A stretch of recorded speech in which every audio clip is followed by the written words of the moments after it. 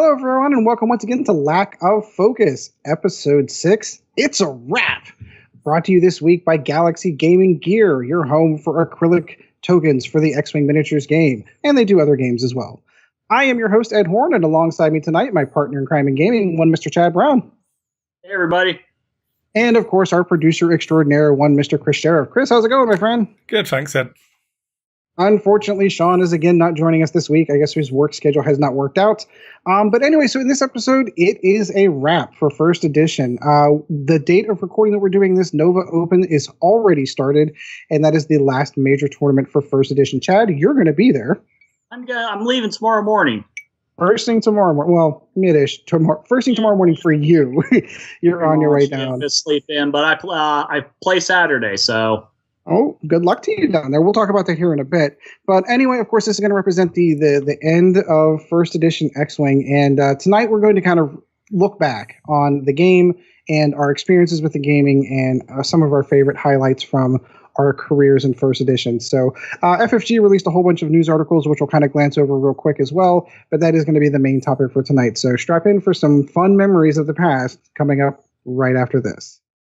All right, welcome back. And in the flight deck, we're going to cover over the things we've been doing recently in gaming. Chad, I think you've got the bigger news, so I think I'm going to let you be the lead for this one because I don't know how much you've been doing recently, but I know you've got something big coming up.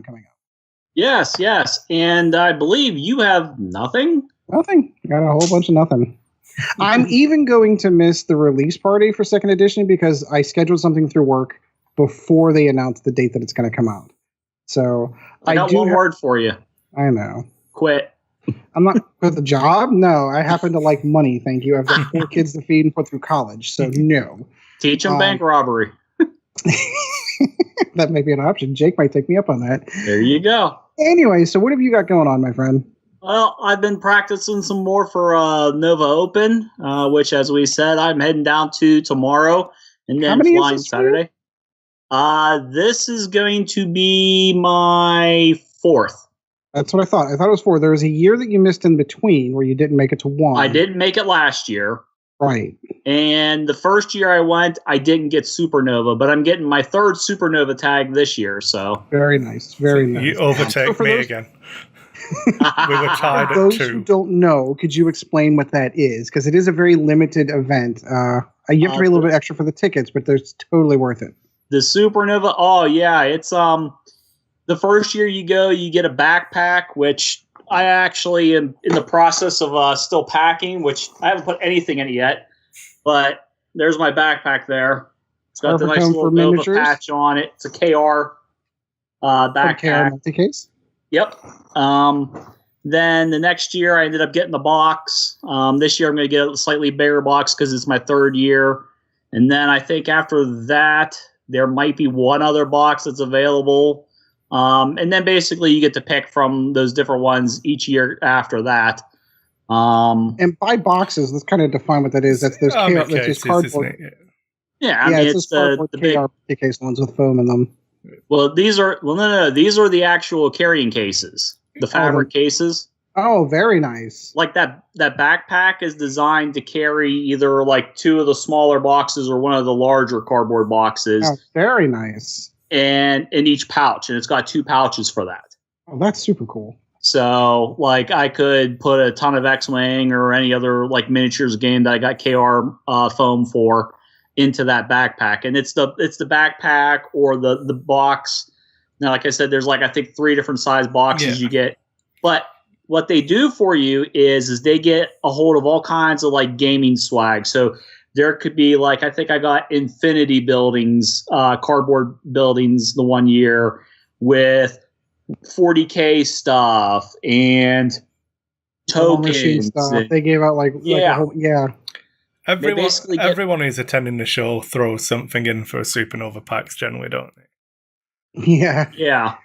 Yeah. So it's pretty much like any game that's going on. Just about all of them have thrown in some little swag for you. And some of the stuff is actually like a $30, $40, box, and you get like 2 or 3 of those. Sometimes they'll give you like a book There's always some snacks in there just so you can keep hydrated and keep some food in you. Don't forget the deodorant, the complimentary deodorant. I always think that's funny. Yes, because we all know gamers do tend to smell when they get in large groups like that. So it's like, please put your deodorant on. It's appreciated by everybody if you do so. But 3, 2, 1. There's a rule: at least a minimum of 3 hours of sleep, 2 meals, and at least 1 shower. Please remember these rules. Everybody will be happy. So you get all that interesting swag there, and it's more than what you would get for just like the normal Nova. Chris just reminded me, in the Supernova, you get a beer mug. Look at that. Hey, there it is there. It's his actual Nova mug there. So, yeah. I'm looking forward to going out for that. I'm playing in the X-Wing Nationals on Saturday. Probably going to be relaxing on Sunday. I'm looking at this realistically. As long as you earn your sweet 1.0 Kylo card, you'll be fine. That's exactly. Right. Last right there. Yeah, but I've been preparing for that. Been running that Defender, Striker, Reaper list that I've been talking about the past couple shows. It's been doing fairly decent for me.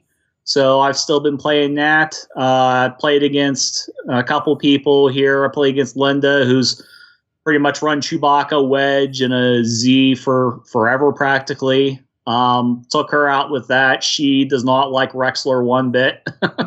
I think she's been running it for like 3 Novas straight. Something like that, yeah. Same list. and then I flowed against Evil Genius, and I actually won against him because he was building a list for Mr. Nice Guys and then ended up not being able to go. Aww. And Mr. Nice Guys was going to be like the last 1.0 event he was going to be able to attend. So he got a little nostalgic and he wanted to finish off 1.0 the way he started 1.0. He made an updated 3 Amigos list. Did he? Seriously? So yes. For the record, make sure that we're talking Biggs, Wedge, and Luke. Yes. Talking Death Star Trench kind of. That was what he went with. Yeah. I looked at that and I was just like, that's looking a little bit scary because of some of the upgrades that have come out since he's last flown that list. Yeah. Make that list a little bit more horrible. Of course, Big is in his nerf. That kind of worked out in my favor because the time he decided to use Biggs, he put down the template and realized that Biggs was just a hair and a half outside of the range. Huh. So I lucked out on that one. But he definitely agreed. My list is pretty vicious if you don't quite understand how to approach it at first. But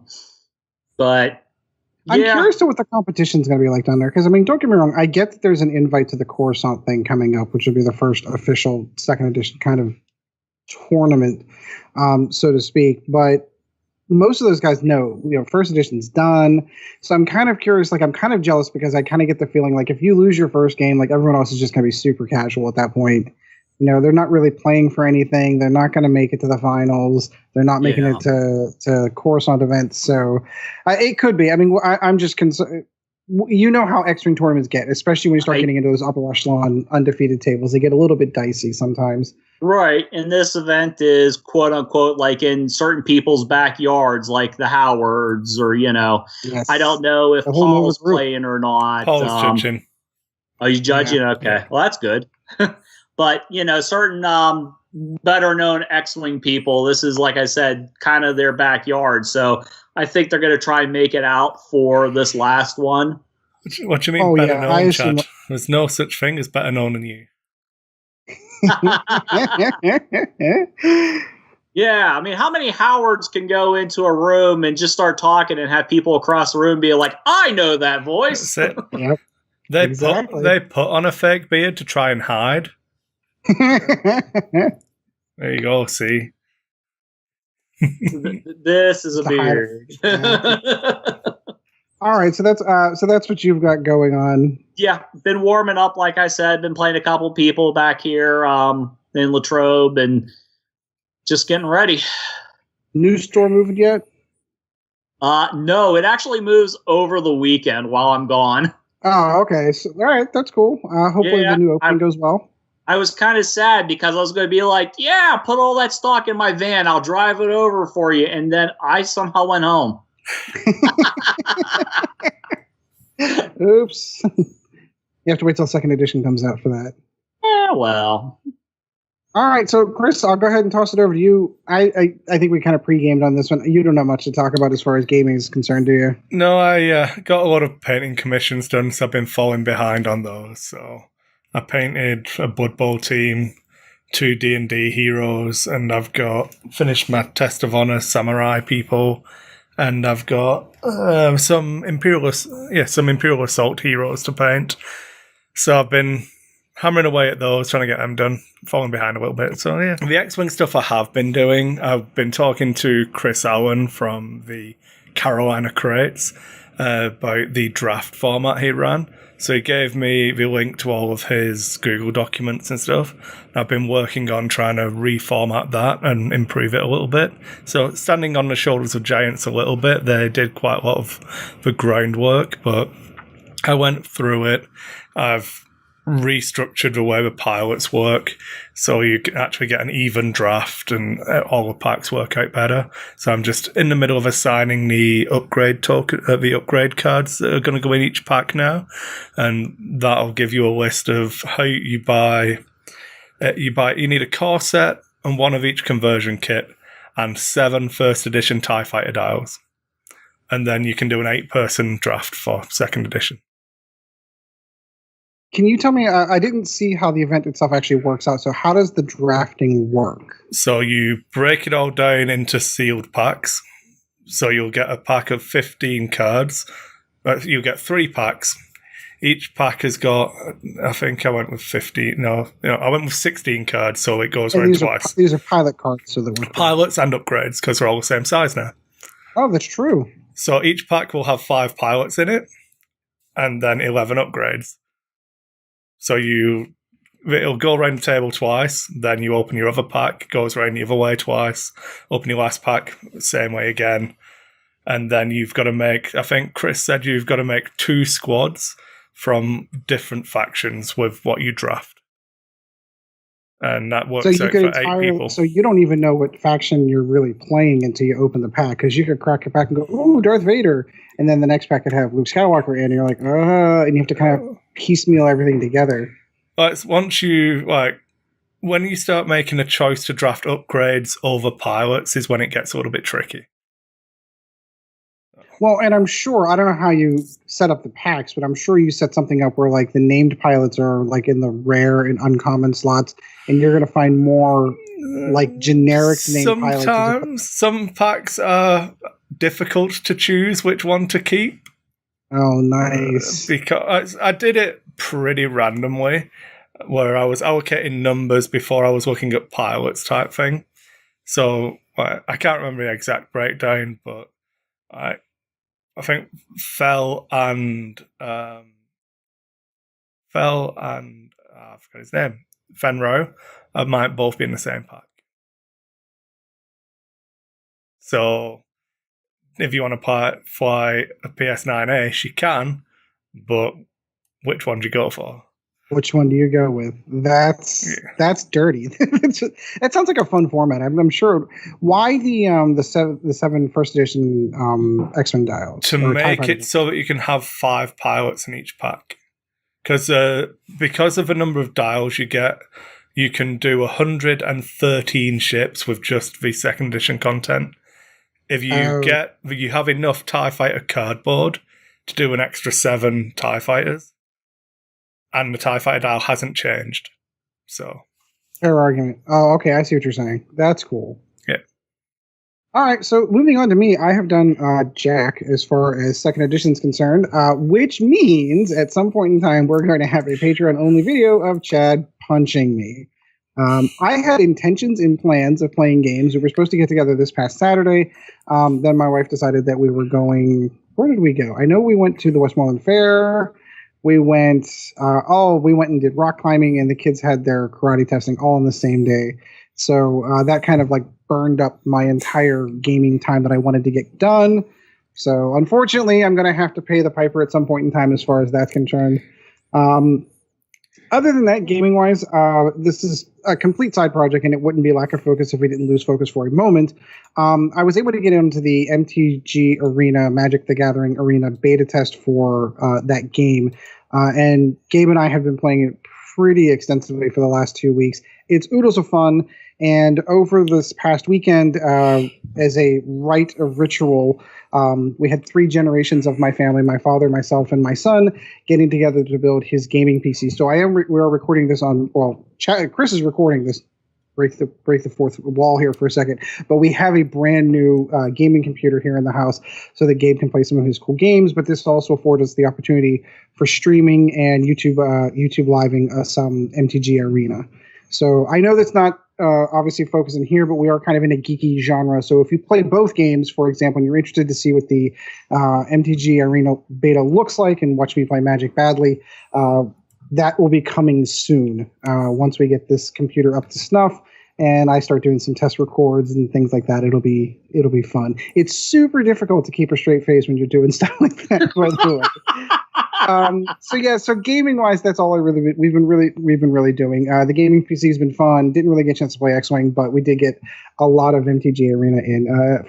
In short, I intend to do a review video as my first video for it, and it's super cool. So that is going to be it for the flight deck. We're going to move on to the news briefly right after this. All right, we're back, and in the news, FFG kind of shotgun blast us with a whole bunch of articles, mostly kicking off second edition. We kind of anticipated something like this at some point in time, but we got an opportunity to look at some of the cool new alt art stuff that's coming out for the release kits and things like that. So there's a couple articles. They had a couple of guest writers. Our aforementioned Paul Heater wrote a guest article. Zach Bunn from the Team Covenant site also wrote one. Just a kind of a refresher course. I really enjoyed his. It was kind of a nice refresher course on game mechanics and how to play X-Wing. You know, it taught you what the 4 pillars. Of focus fire. Yeah, the 4 pillars, exactly. Focus fire, arc dodging, things like that nature. It was a really good, well done article. I am disappointed they stole my name. My Dice 8 videos were Flight Academy videos, and now they've got a Flight Academy series of articles. Copyright infringement.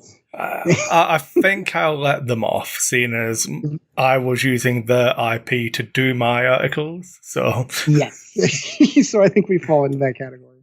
The other article they did was Join Blue Squadron, which is going to be talking about the first event. What I believe this is the season 3 organized play kit is what we're looking at here. I am really enjoying. Again, we're going to slip into the Magic arena. One of the cool things about Magic with the lands that they did is they made them all cool. They are cool about Magic. No. But they're doing the same thing with some of these the alt art cards. So they're different in the fact that the art goes all the way to the edge of the card. We saw a couple of these preview ones, but I kind of thought that those were just special edition. But no, that really seems to be the direction they're going with the alt art cards. And I have to admit, while I do consider it's like a basic generic upgrade, the full art shield upgrade is super awesome. There's no text on it. There's just a little thing on there and Chewbacca working on the Falcon. Super cool. You also get the Blue Squadron pilot on that as well. And these metal, what are we calling these? Are these the arcade tokens? Those are the arcade tokens, so the metal tokens. I don't know how I feel about those yet. I guess I'm going to have to pick one up, feel it, touch it, and see it when you win some and you can clink them around, you'll like them. Yeah, like poker chips. Yeah, maybe you might be right. But these are super sharp.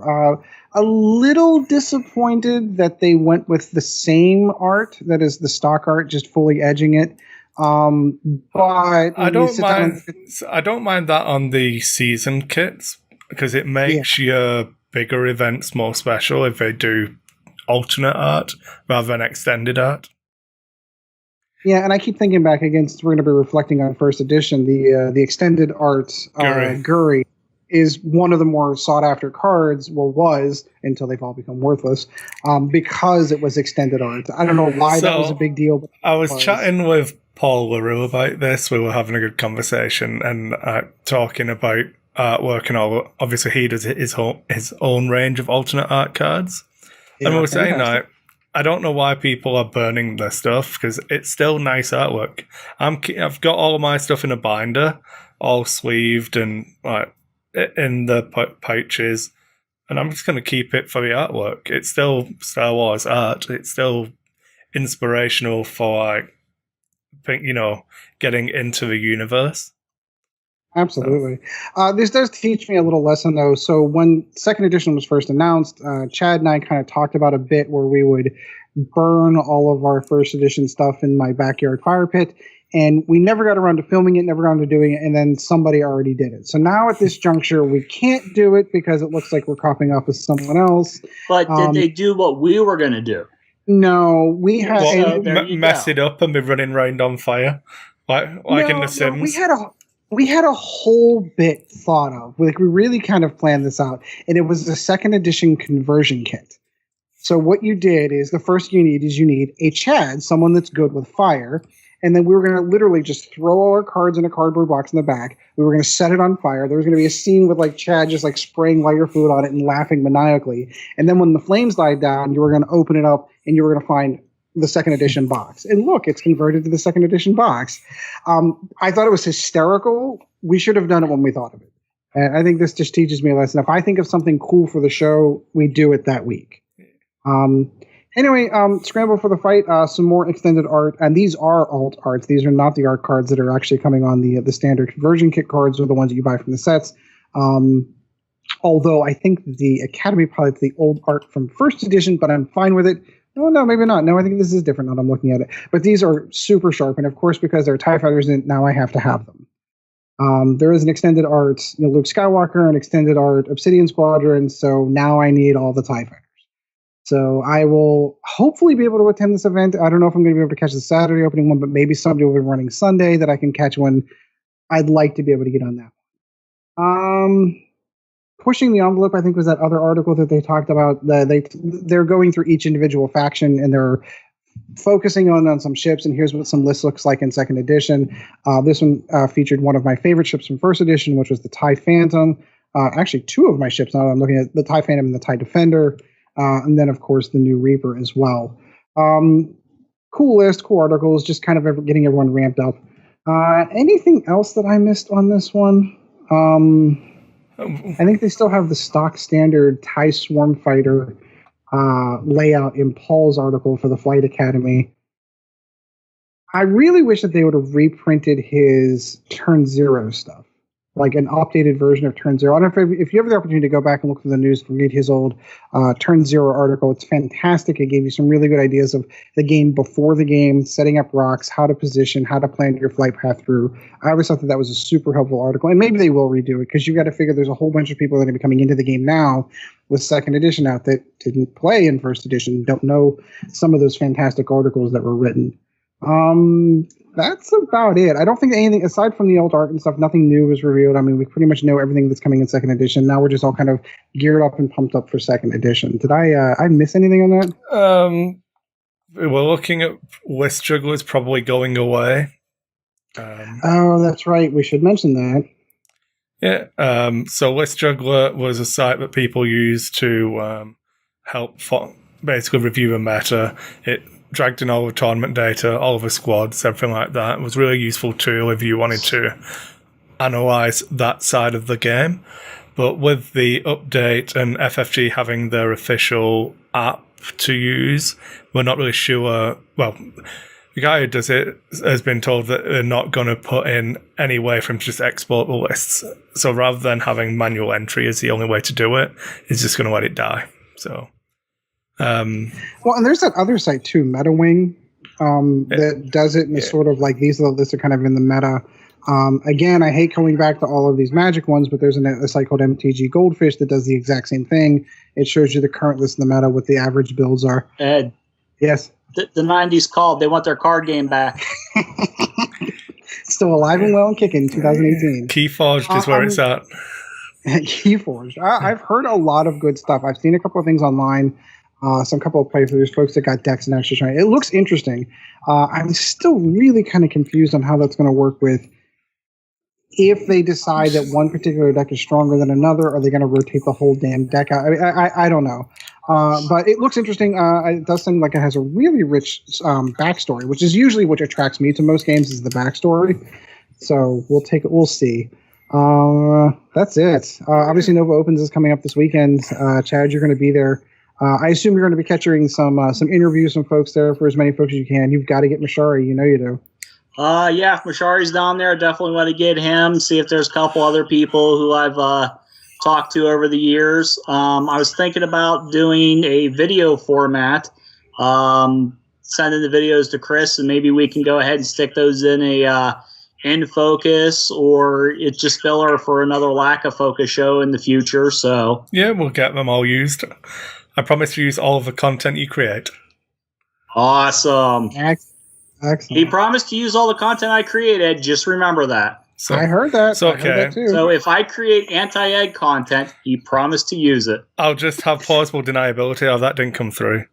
Oh, it corrupted on render. Oh. I'll put the link in the description or down in the comments for any YouTube videos and. Absolutely. All right, so that's going to do it for the news. We are going to move on to the main topic of the show, which is our reflections back on the first edition of the game of X-Wing, and that'll be coming up right after this. All right, we're back, and in the final segment for the evening, we're going to be covering That's a Wrap. So let's start off with the first category on your list there, Chris. What is the first category on this one that we'd like to talk about? So I probably want to start off with the game in general and the ships and stuff like that. Excellent. So, Chad, I'm going to let you lead off on that one. Your thoughts on first edition as a game, ships, anything that jumps out to you? Well, I mean, I liked first edition. Obviously, ship-wise, always had a place for dear old Kath. Yep. Even though she's leaving me, I still, she's nothing but scum. Yeah. I'd really, really like to have a next where I don't say that about them after so long, but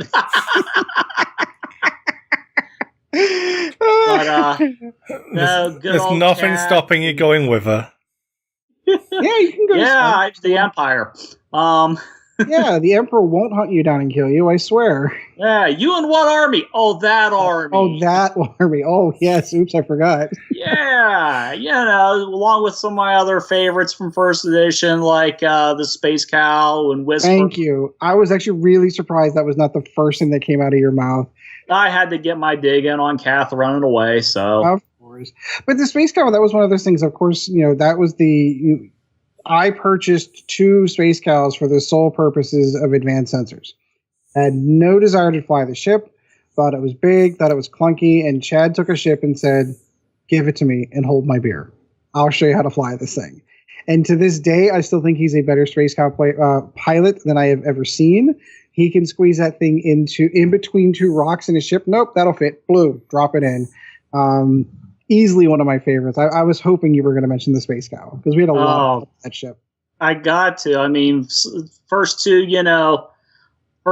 so-called loves of the game were Kath and the Space Cow, and then eventually I grew and started flying Whisper, and a lot. I like using Palp here and there, and I mean, kind of went along with the Space Cow anyway. Yeah. I mean, if you think about it, you've been flying that Space Cow like pretty non-stop hardcore. Although I think you put him in the Reaper in this new list, correct? Yeah, he's in the Reaper now, just because it's the whole thing. That thing can dance. Yeah, it can actually fly. Yeah, like I stopped using the Space Cow when the Upsilon came along, and the Upsilon's not going to be available to the Empire coming up here real soon. So the Reaper's got an ass gun now. Just throw that out there. You can shoot out the rear. I know, so I might have to look into that again. The Reaper's really good, though. The Reaper is still good, really but good. Yeah. Oh. But the Cow, they're fixing that whole, you're behind me? Okay, well, I'm screwed thing, Just stop. Hit the brakes. They'll fly right by. Right by here. Not in my experiences. Usually they slam into the back of me and then they slow roll it because I'm a large base, and usually it's a small base. And they'll slow roll it so they can stay behind me. You just need Hera Syndulla on it. You'll be fine.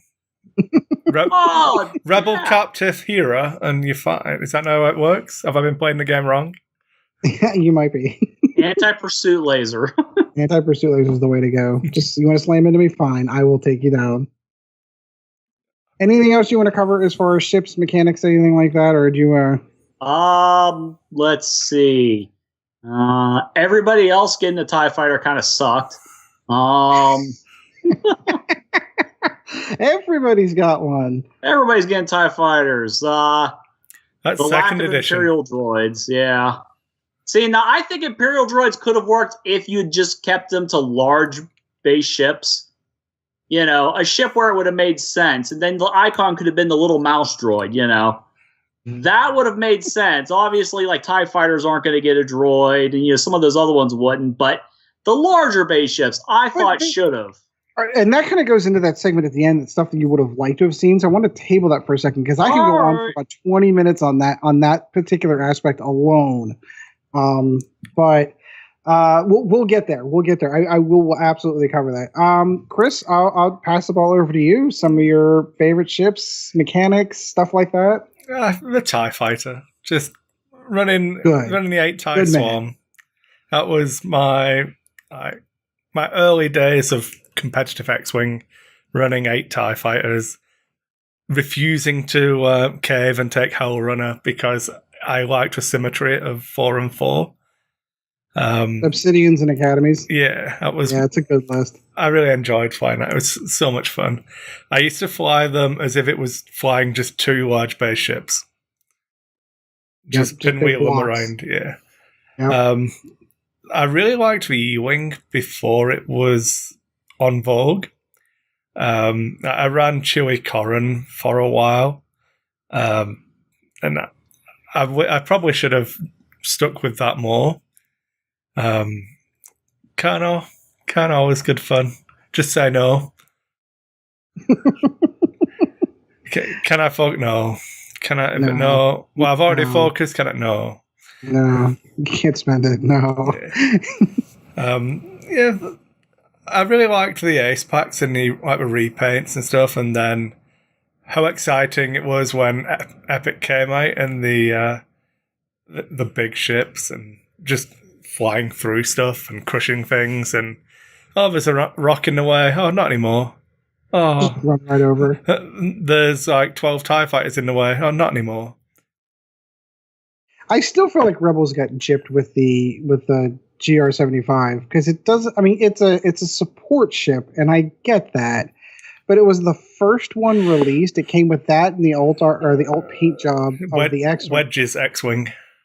With Wedge, exactly, but you put it on the table and it didn't shoot.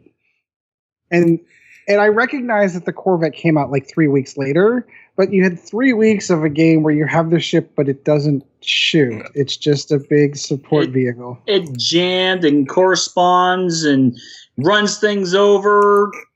We basically called it the bowling ball because it's really what you did with it. You picked it up and you just flew it into stuff and just ran it the hell over. That's what Josh did.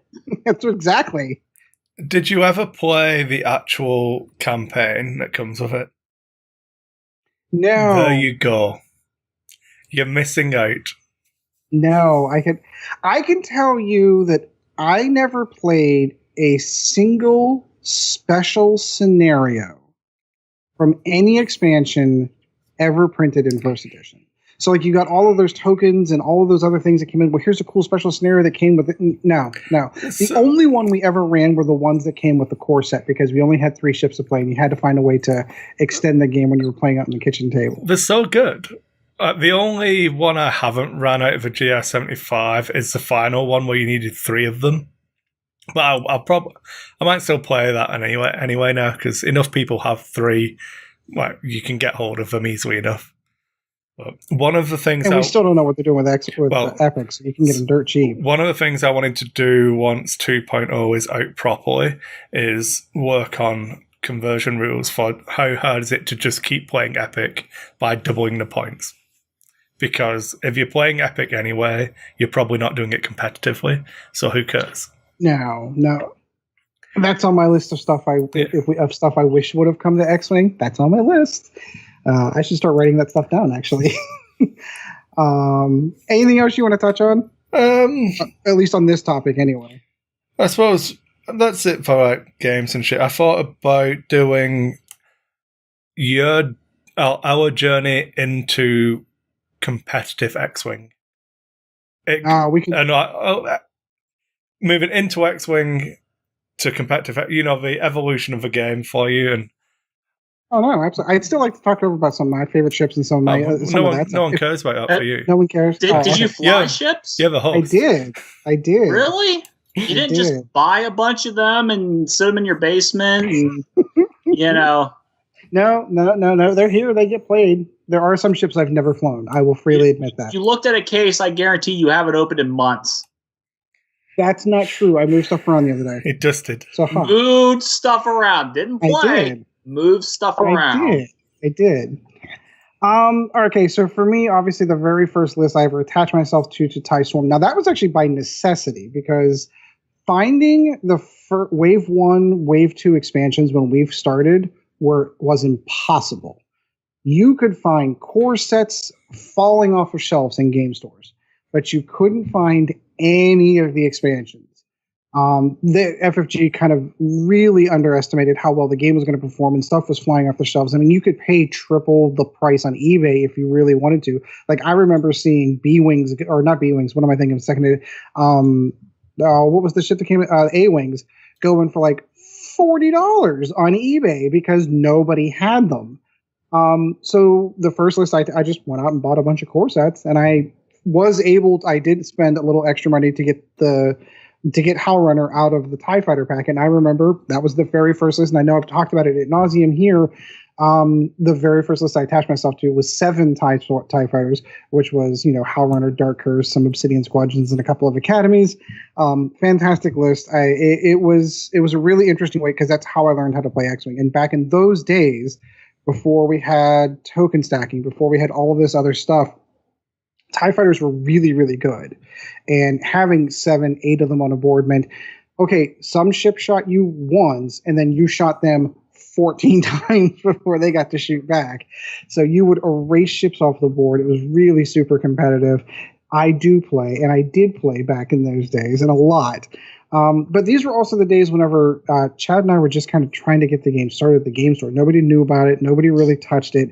So those early days of, I still have the same case. We'd bring this, and that was one of the other reasons I was buying is like 3, 4, 5 copies of the same ship. Was people would come up, oh, this looks good. Well, here, let's teach you how to play. Pick a ship that you like from Star Wars, and we played out of my box. All the upgrades, all the cards, everything came out of my box for a really, really long time in those early days. But it was just Chad, myself, and our 2 sons, and that's what we did. And it took a while to catch on, but once it did, it really kind of got off and running. It was a lot of fun.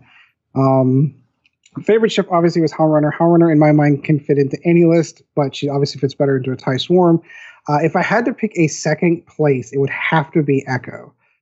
Only because I love the way that ship moved. And we're talking the old school cloaking rules, not the FAQ'd and re-FAQ'd rules that ended up being what they were. I do have a clue. Stop giving. I'm going to start ignoring you. You know this also goes out in an audio format, Chad, so you're just doing like podcast garbage for half of our listeners. Exactly. Keep that in mind, huh? I'm not the one responding to it. This is true. It is my fault. But yeah, so don't feed for trolls. Talking way back the way that the old decloak rules were, like I remember seeing someone going into Vassal one time saying, here's the number of combinations of where Echo could end up in any turn. It was like 60 different possibilities. The Echolocation tool. Right, exactly. Like, you never knew where that ship was going to go. Now, she never really, she tried, and there are some lists that actually made it to work, but for competitively, like, you never really saw a ton of Echo, and it was never a question of flying that ship for competitive factors in any way, shape, or form. Unless you're Aaron Bonner. Right, unless you're Aaron Bonner, you can take 2 TIE Fighters and win a tournament with it, or 2 TIE Phantoms and win a tournament, which he did, the 88 list. But it was just so much fun, just being able to pull all that positioning. Just learning the game, how many times you hit a rock, learning to get your wings under you, how to fly, how to be able to eyeball locations and where ships are going to land, and if they're in arc or if they're in arc. Some stuff I still haven't mastered to this day, but just learning some of that was just oodles and oodles of fun. I'm looking forward to second edition. I'm not trying to be detrimental in any way, shape, or form, but I definitely had a lot of nostalgic events, a lot of hours in the game store. Our very first game of X-Wing, Chad, was on my kitchen table in on my Sun Forge, and we played with 2 TIE Fighters and 1 X-Wing. and that was the game. And it was it took a while, but once it blew up, it really did, and it became a big part of my life. I think this is now's probably the good point in time to put this part. I was going to kind of save it for later, but this has to be the other part. My X-Wing career through the course of the time that we played really went downhill quick. Really, in my mind, went hand in hand with doing our old show, Nova Squadron Radio. We'll get into competitive and getting into competitive here in a moment, but and this is sort of outside of that. The very first tournament that we ever attended, the Nova guys came up to run the event. So that's where we met Roy. That's where Paul Heaver's got his backpack on that says World Champ on the back, and I'm geeking out like, oh my God, it's Paul Heaver. He seriously was. I seriously was. It's no joke. But that is where that tournament was the genus for Nova Squadron Radio. I walked in there to play a tournament. I walked out making new friends and starting on this incredible path of X-Wing and podcasting at the same time. So from that point forward, from that event forward, everything that moves forward in my career X-Wing wise is tied into the show. And it's tied into meeting guys like Chris and meeting guys like Sean and making lifelong friends, and Bob and all the other guys that were regulars on the show. I don't want to detriment it. Richard, all the guys that were doing on the old show. We met them through. Right, exactly. Well, yeah, I meant both. The Chris with a K. But meeting those guys, starting the show, being able to do what we did for 70 some episodes that we did, it was more than the game to me. It was the friendships that were created from there and everything that moved forward. It was side by side with both of those. So it was a really, I don't know, it's a really all-encompassing kind of thing. I couldn't separate the two from that juncture at that point. So everything that we did was thanks to this game. And I met these fantastic people that we stayed friends even after the show ended. And here we are again. We're starting another one. And all of that is thanks to this game. So competitive-wise, cards, take all of that aside. The people that I met during the course of our journey, the places that we went, and all the things we got to do, all thanks to this game and that show goes side by side. And I that above anything else is probably my greatest takeaway from first edition. I love you guys. These guys know when I used to do emails that we were set up. I'm a softie at heart. I really am, and I appreciate everyone that was on the show. I appreciate the guys that were here, and I'm just appreciating that we're still here, being able to play games together. All right, let's get into Smash Race competitive play. So you basically covered off your entry into a game, and that's where I thought we could move to anyway. So do you want to carry on with your progression through competitive X-Wing? Oh, sure. Absolutely. My very first competitive event, Chad attended with me, and his son joined me, and it was for the 2014. I was just looking back at the templates that I won. Regionals. This was our entryway into competitive play. That's where we got to meet the guys from Nova, and that was an eye-opening experience. I guess I didn't have any idea how much X-Wing we were going to be playing, how late that event ended up running. I think they ended up playing that until 2 a.m. That was fantastic because it's one of those things that you always feel like, okay, I can kind of beat the guys in the local area, but they're all kind of new to the game. No one really knows what's going on, so I didn't really have much of a gauge for how much of a grasp I had on the game. And you always go into a competitive event thinking, do I know the rules as well as I think I do? Do I have a good enough list? Am I good enough pilot? And I did pretty well. I made it into the top 8. I got the dice. I got the, hey, I did better than you. Made it into the dice, got the dice, got the templates, all that fun stuff. Got to meet all the guys. I did end up losing in top 8, and there was a story behind that one.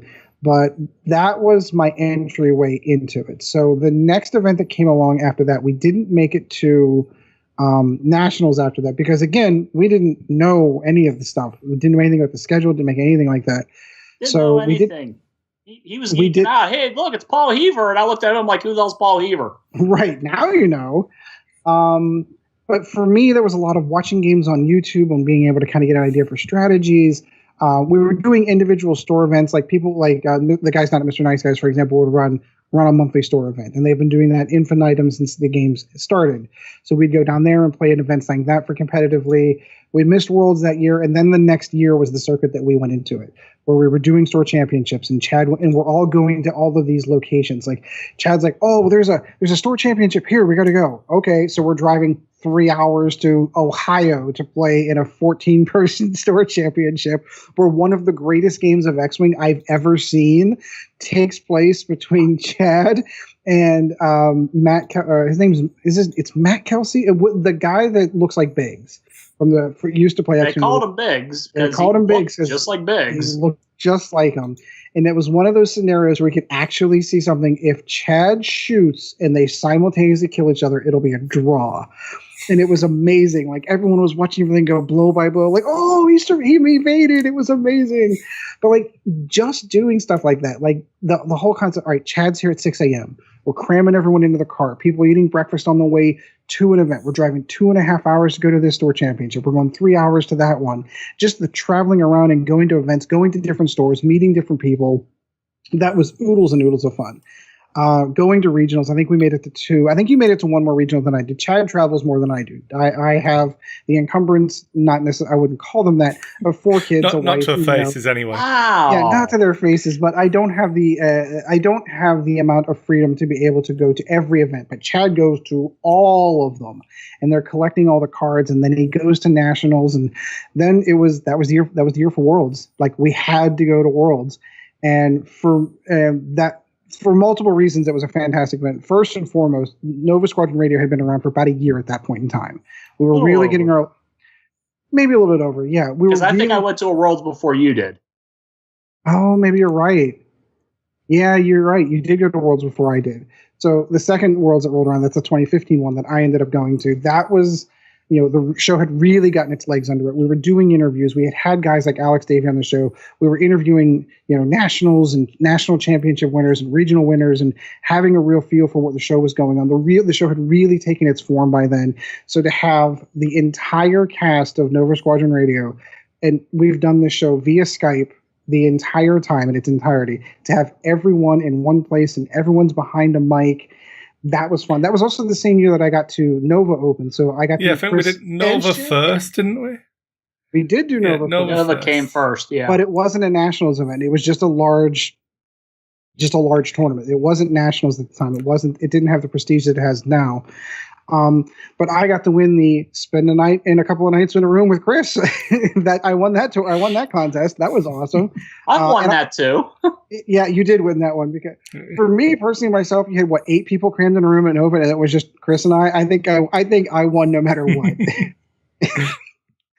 But so getting to meet Chris in person and hang out with him and play games with him on a table, not in Vassal, being able to play on the table with him, and then to meet up again and see Sean and all the guys up there at Roseville, meeting the developers that we had talked to, hanging out with Wade Boucher, doing interviews right there beside the judges' tables, right there, recording the show, pulling Nathan Ide off the table and be able to talk to him, pulling Paul off, talking to Mashari, like all of that in a culmination that was the highest point on for me competitively. I never got to make it back out to Worlds again due to family restrictions and job restrictions.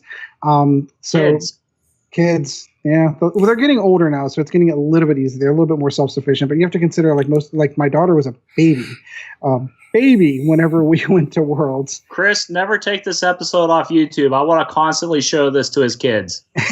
She was. But even just silly things like having a table constantly set up in the basement and playing games here, going to the game store every Tuesday night to play, like just getting into that ritual of playing games, because every game that you played was the preparation for the next tournament. What's the next store championship we're going to? This is the list I want to take. I want to try this out. We talk about it on the show. We play test it on the table. What's the next regionals? Where are we going to go? Looking at the maps and going, what regionals can we hit? We can probably hit these 3. Those are in our area. All of that, just competitively, it was just fantastic experience. And it really was just a ton of fun. For me, being the competitive minded person I am, you couldn't have asked for anything better. There was always something new coming up. There was always another tournament to prep for, and it all counted. It all counted towards something. You were getting alt art cards. You were getting those dice that you wanted to. You were getting your entry into Worlds. Just fantastic, just absolutely fantastic. And I can see this growing and continuing on in second edition. But for me, that was it was just an amazing experience. It really was. I feel like I've rambled on for long enough, so I'm going to pass the ball to whoever wants it next at this point. Go, Chris. So I get to be Ed now and be like, oh, soppy and everything like that. So I remember X-Wing coming out and not really being that impressed with it. I've always been a Star Wars fan, but it's like X-Wing. I was still in the Air Force in the UK, and we have a Royal Air Force Wargaming Association, which I was a member of. We meet up twice a year. And I was down at one of their events, and there were a couple of people playing X-Wing. I was like, pre-painted. I enjoy. I enjoy the painting side. So you had GW product at birth, right? Like your Rado was made from GW plastic. 1993, I think I bought my first GW product. I bought a set of the original Space Marines. When they repackaged them for £5, you got me 10 Space Marines with beaky Marines. And were they plastic or metal? Plastic. I got nice. the original plastic beakies, and then I bought some orcs, but I bought epic orcs and regular Space Marines because I didn't know anything. I just bought some boxes. And I painted the Space Marines by dipping them into a tub of household paint. So the blue ones went in blue paint, the red one went in red paint, and then it was just a blob that didn't have legs anymore. It was just a blob of emulsion paint. So I evolved, and I still remember buying my first paint set. But that's been a big part of my life, like miniatures gaming, painting models, doing all of that. And X-Wing just didn't interest me. I was like, whatever. Then the year after, you had the Falcon and the Fire Spray. It would have been the event after every 6 months. So the next wave was like, wave 3 was around then, maybe? 3. Yeah. Wave 3. So there was a bit of depth to the game, and the people who were just playing each other the event before had set up like a demo event. So I think the way it worked out was that we have the championships where you do your competitive gaming, then an AGM where you turn up and drink beer and just play whatever. Heck yeah. And I gave it a go. I think I was running a Y-Wing, and I was like, I had the ion turret on it. I was like, this is really good. The positioning and trying to get that bubble and trying the TIE fighters and the interceptor, seeing how everything worked and representing the ships, even in that just small 1-ship, 2-ship type game. And I was like, oh, yeah, okay. So then I picked up everything that was still left in the store at the event, and then moved to Canada and sold it all. So when I got here, I had to make decisions on what I could pack and what I could bring. So I sold off all of my X-Wing and brought all of my Spartan Games Dystopian Wars stuff. Mistake, by the way, just in case anyone doesn't know. So that game folded correctly. The company folded, yeah. So I rebought all of the X-Wing stuff, and then I was listening to. I remember you talking on the podcast. I used to listen to you guys, and I remember you talking about how it might have been off air actually, but how frustrated you were that someone had already taken the name the X-Wing podcast. Because I used to listen to Ben Curry and Ben Johnson on the X-Wing podcast. Because I used to listen to him on Bad Dice as well. And it's a Warhammer podcast, in case you didn't know. And listening to it, growing my understanding of the game when it was still quite small in Calgary. So I helped build a community here. And then around about the time we met was, I believe I'd just left Calgary and was in Cold Lake at the time. So I was not getting to play as much, but I'd just been to Canadian Nationals and played Ron Howard and stuff like that. And I've got the same events as Ed as my highlights, playing at Canadian Nationals, playing at Nova Open, playing at Worlds, and they all have similar stories. And it's my competitive career would be I'm the guy who misses the cut by one MOV. I don't make the cut to a big events, but what the hell? I missed one by one. I missed one by a 1 point or two, and I think that was the 2016 regionals. I missed the cut by one.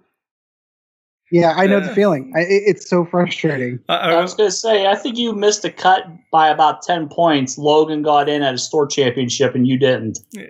Yeah, no, it wasn't a store championship. It was a regionals. I think it was the regionals where we went down. That was the one where West Virginia? No. So I'll think about it. I'll let Chris finish his thought. I'll think about it. For Canadian Nationals, I was running Han and 2 PS1 A-Wings with Prockets, because Prockets had just come out. Auto thrusters didn't exist yet, so I was running hull upgrade on them. I had PS11 Han and 2 PS1 Procket A-Wings, and I missed out on the cut because Ron beat me. And then my friend Greg, who... Was that the one where Ron was running the double Falcon list, by the way? No, that's where he lost through double Falcon list. So if that's right. He was running 4B1Z. Because right. I remember this now. That was the one they called time on him in the final round. Yeah.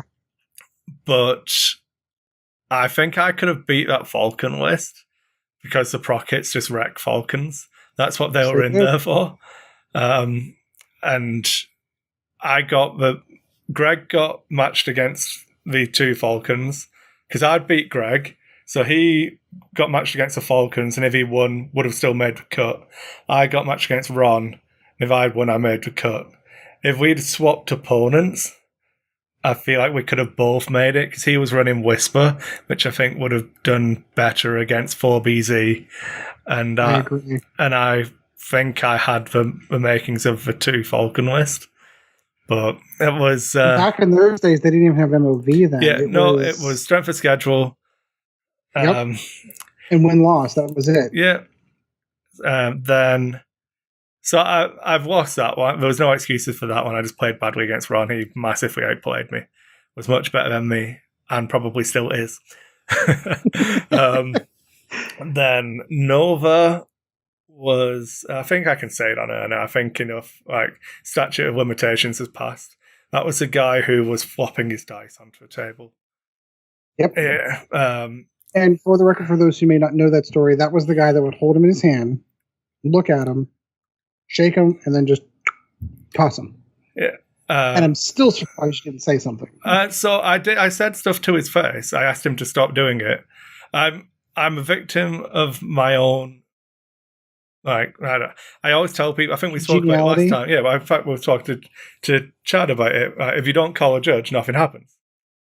Yeah. So I was running, that was my regenerating Han. That was, and regenerating Miranda. So I did the scummy Miranda build before everyone else, because I opened my K-Wing at Nova. And put it in a list. And you did pretty well with it, actually. If I'd have won that game, I made the cut. Because my MOV was pretty good then, I think. And then... I made the cut at that event. Yeah. I got a math. I'm actually... I don't know if the camera's going to pick it up. Here's the math that I won at that event. Yeah. It was a really good fun event. Nice. We getting to play you in the Epic game, where we just rushed through it so we could go and do other things. Well, and we were talking about this off camera. That was the event where FFG was being represented. It was Frank and Wade Wade. Pache was the Frank and Wade. It was where we have to meet the Frank Brooks. And they were having a closed session rap about things. I don't even know. I'm trying to remember. It was the Force Awakens car set. That's what it was. That's exactly what it was. And they were answering questions from the fans there. We weren't allowed to record during that because obviously they were under LFL kind of restrictions. But we were able to kind of get into that event. And were we allowed to record in that event? I'm trying to remember now. I don't think anyone recorded it. I think it was a different age, shall we say. Yes. A different time. I would have. A different time. But this was 30 people crammed into a back room kind of thing. This wasn't anything like what they did for nationals or anything like that now, like where they've got a conference room full of hundreds of people that are cheering when stuff comes up.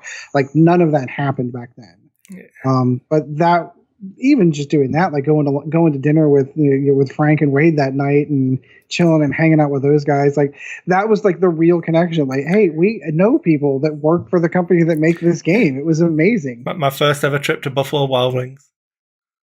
I remember that. Wade and I used to play on the old Star Wars Battlefront. Wade Pouchet I think he's still in OP even now. He is. He just did an interview on OCX with Chris Brown. Oh, fantastic. Jerry was saying that we should get him on here. I'd love to talk to Wade again. He and I used to play on Star Wars Battlefront. We used to do fighter assaults together. It was awesome. And then after that was Worlds, and missing the cut again because I couldn't kill Siggy. You know this guy, this Scandinavian bloke, Siggy, was running Corran Horn and 2 Greys with TLT. Oh yeah, the Outer Rim Smuggler guys. Yeah, yes, I do remember that. And I couldn't kill his Corran Horn with like 3, just ships chasing him. I had Vader, Karnor, and the shuttle. I traded the shuttle for both of his TLTs, and then Corran. Oh, that was the TLT meta. Oh, I totally forgot about that. You're right. And I just couldn't kill it. It was so annoying. And then missed a cut on that one. Mathematically, I think if you do the math wing on it, it was about right, but it just felt really frustrating because the variance was I shot Corran like 7 turns in a row and never did more than 1 damage to him, which he regened. And then to keep behind him and keep shooting him, I had to do 1 K turn. So I had 1 time where Vader got shot and I died. Oh. It wasn't even a double tap. I just died. Just got up, died. That was to kind of not to step on your toes on this one, but that was the event was the fastest competitive game I ever played. Was it Worlds? And I'm not talking about the 9-year-old that I got paired with on round 1. Why can't I get these 9-year-old children who didn't even have enough rocks to play the game, and I had to go and hunt down Frank and say, hey, he doesn't have any rocks. Do you have any extras? They went in the back and got him one so he could actually participate in the event. Mine was my 3rd round opponent who was bringing quad TLTs, and I had been practicing for weeks against quad TLT lists on Vassal, and that game literally 15 minutes from start to finish. Because I knew this is the first iteration of playing Palp Aces. That was the Fel Vader Palpatine list.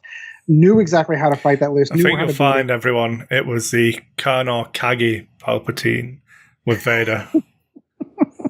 That's what I ran. Because I had to do it differently. You did have to do it differently. But that was the fastest game. By the time, like, the other guys on the tables beside us were just getting through turn 1, and we were sweeping up and moving on to the next round. I mean, that was a highlight. I love that. He looked at it and goes, he's like, my friends told me this was a good list. And I'm like, yeah, I've practiced about 80 games against that list. I know how to beat it. That was oodles of fun. I've still never lost a competitive game to quad TLTs. Not one. I lost league games to it when that list first came out. That was when I was running the Decimator Rear Admiral Turner. That was when the Rackfell list was out. And that Decimator just got decimated by quad TLTs. It was just god awful. Because every one, it's bam, there's damage, bam, bam, bam, bam, each round. It was god awful. Yeah, you've got to. It's all about the trade with TLT. It's irrelevant now anyway, but yeah. Yeah, that's old. TLTs don't exist anymore. Don't joist. Get good. It's easy. Job done. Well, back in those days, you couldn't get out of range of, because they're 360 degrees all the time. Like, you could try blocking them. Sometimes that helped, but the ones behind them were still doing damage, and it was just, ugh. You use the asteroids, you get your obstructed. You don't get the range bonus, but you get obstructed. You get in. You make sure when you build the list, you don't fail in that phase of the game. If you can't remove a Y-wing in 1 turn, you've built your list wrong. Yep. And make sure all of your ships shoot one of theirs. But don't line up and fly forwards while they fly forwards, because then you lose. Yeah, I learned that lesson the hard way, and that's when I ended up switching lists to Fel Vader Palpatine and never looked back. I to this day, if I pull out my ships right now, it's a Palp Aces list, one way or the other. Yeah. Oh, I'm sorry. Go ahead. I'm just gonna roll it back to so that was like the big 3 events. I've been to Worlds since then, and I tend to go with coverage and stuff now, which is what rolls on to where it gets a little bit soppy. With like X-Wing has honestly changed my life, really. So when I started playing, was making friends in Canada, which led to making friends all over the world. Right, ultimately led to a career change and made me what I am now. Doing this, having this YouTube channel at all, and doing these podcasts, and having Dice Hate be a business, and it's into its 3rd year of operation. I didn't go out of business in the first 2 years. I still don't pay myself any money, but I did my tax return for the company, and it made $47 profit. Ooh. Yeah. So I wrote that off against the $1,500 loss that it made the previous year, and but yeah, it's going. It let me do this. It let me work in a game store and meet these people and do these things that I'm forever thankful for. I always have a soft spot for all FFG games because of that. So yeah, soppy times, Yep, no, I'm right there with you, my friend. Right there with you. All right, so let's get to the non-soppy player, Chad. pull us out of the kumbaya moment here. All right. Competitive career, huh? Correct. Let's see. Well, because you have a long history of competitive. I do, yeah. You go to more tournaments. I do. So, yeah, basically, like you said, I mean, we started off doing kitchen table stuff and all that. Went to our first tournament, which was a regionals. And I got to watch you geek out over a guy named Paul Heaver, who I was just like, okay, who the hell's that? I recall like, he's standing in world line. Champ. Look, he's got the satchel thing or whatever it was he had. And you have to understand that, like, right before I had watched him play a game, one of Team Covenant's games, and I heard his voice and I saw the bag and I went, oh crap, the world champion's here. That's that moment where you start going, okay, I wonder what second place is going to feel like. Yeah. But it was like, all right, whatever. And, we met Chris and Roy and Ron and Paul, and I'm sitting there and I'm watching Paul play, and damned if it wasn't the truth. He makes pew-pew noises occasionally while he plays, and I'm just like, all right, that's the world champ making pew-pew noises. Let's go. Still does. But from there, when the ships are moving. Yeah. From there, I mean, we hit up a lot of like smaller tournaments and all that. The show got rolling. You were the unofficial mascot of Nova Squadron Radio because everyone recognized your voice, no matter where you went. The beard, the Big Gulp Cup. But we started advertising for Nova Open. It was the first year they were running X-Wing. And we talked to Mike Brandt a couple times and went down to that tournament.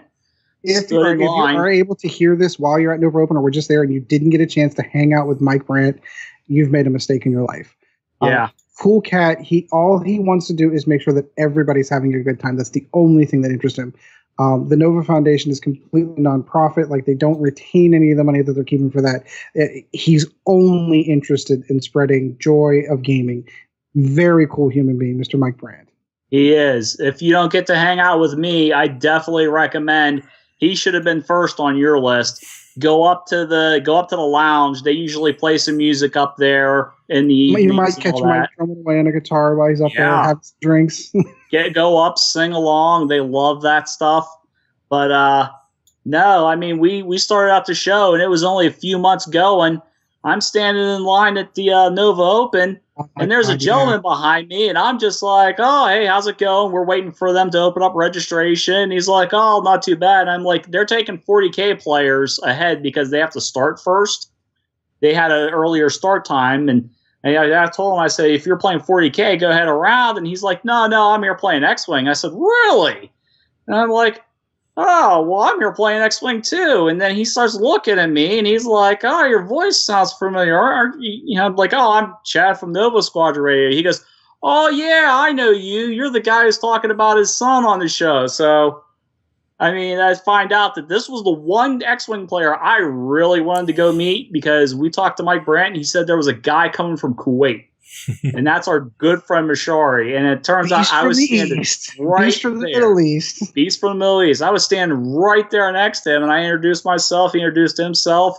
I found out that my son, the evil genius, was known halfway across the world because of Nova Squadron Radio. Another cool cat, really. We spent Worlds. We didn't talk X-Wing, with the exception of the interview we did with him at Worlds. He and I did not talk X-Wing at all. We talked Game of Thrones. We talked all kinds of other. Oh, he plays like everything. He was even big game on stuff. Netrunner. Like he and I were talking like book stuff, like Game of Thrones book stuff. Like okay. He's just Mashari's just fantastic. He's an amazing person. Because I know he got into the card game FFG put out for Game of Thrones, and then he was also in the Netrunner, and he's one of those guys where he dominates wherever he plays. Oh, yeah, no, because he's that good. He really is that good. Oh, he is. It was a real small tournament that first year for X-Wing, and I eventually got to play against him, and he promptly kicked my teeth in, but But pretty good. Yeah, we all got together. Ron Brennan and Chris Online was down there, and Roy. We were all Nova Squadron Radio back then. Ed wasn't there. We took a picture. I was trying to find it to share with everybody for right this moment, but all of us took a picture. It was everybody from Nova Squadron Radio together, and we left a gap in the middle because Ed didn't show up. I appreciated that. But from there, I mean, I hit all kinds of store championships. I would go down to the Virginia, into like the Nova area itself, where Nova Squadron was from, and I'd hit up a lot of their store championships, or if I was visiting people down there and just a regular tournament was going on, I'd hit those up.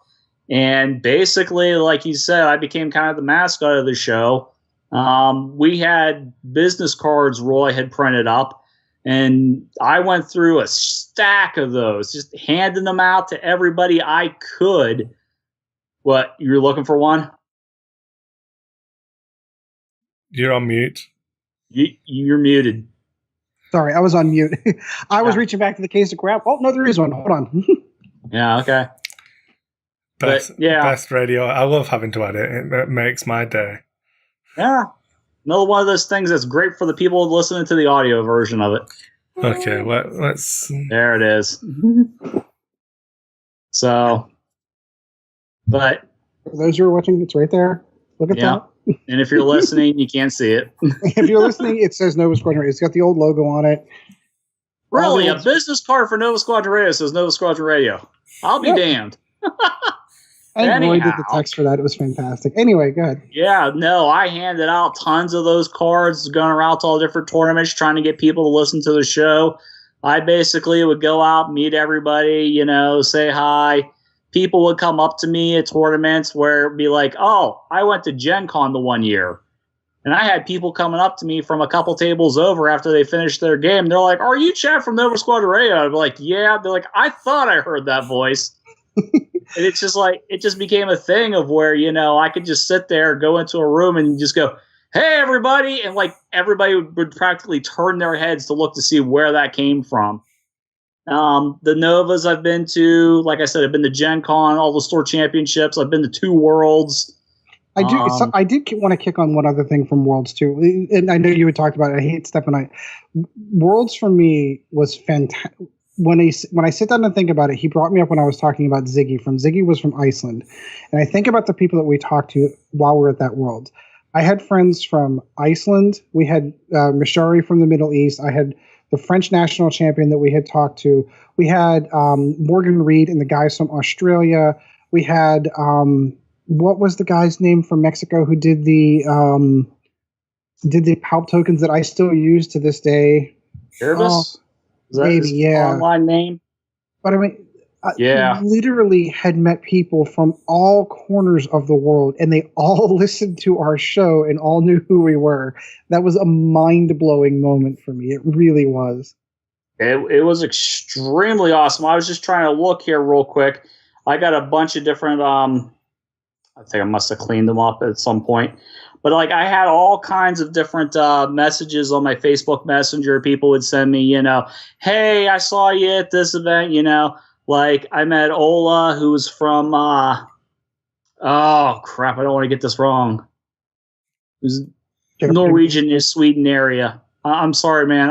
I'm drawing the Viking area. That area. But no, like I met him. He was a big fan of the show, and I met a couple guys from England. The one guy was like, "Oh, his wife yells at him all the time." So on the next time I was on Nova Squadron Radio, I made sure to tell her to, hey, quit messing with the dial and let him listen to the show. And he had he sent me a message on Messenger. It was like, that was so hilarious that you called her out for me. And but like, no, man, we just meeting all the people. But yeah, that like he said, dude from Mexico brought us the PALP tokens, which I use to this day.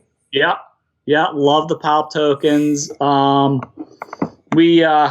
We had lots of fun just meeting people, and that's mainly what I was doing. I was meeting people. I was getting the show's name out there, and then just doing some Let's not forget that we've got to cover some of your highlights competitively. Competitively, yes, there was like you said, the store championship we went to in Ohio, where I played the most epic game against Biggs. They didn't realize that only the last round was untimed. Yeah. This was like a semifinal round, and I played against a list that was extremely similar to mine. And that went on for 2.5 hours? Yep. And it was, everybody was wrapped around this one table because everything else was done. And they were, if you won, you moved on and you played Mike Jones. If you didn't, well, and the funny part is we were thinking about it while the game, we were hoping and waiting until the end because you had initiative. So even if you two would have simo-killed each other, you still would have won the game. It was so epic. But you did. Yeah. You ended up losing to Mike Jones in that one, and then we went to West Virginia in the following week. I did lose to Mike Jones, and I kind of blamed the whole 2.5 hour. Oh, excuse me, 2.5 hour game against Biggs, and the fact that I drove there that morning. Yes, you did. I was exhausted by the time I hit that Mike Jones match. But then, yeah, we ended up going to a store championship in West Virginia, and after the Swiss rounds, and we get into that top 8. Top 8, I ended up playing some guy who had a Han list, and I was running pre-nerf Whisper and 4 TIE fighters, and I kind of kicked his teeth in, and then I beat one of the locals.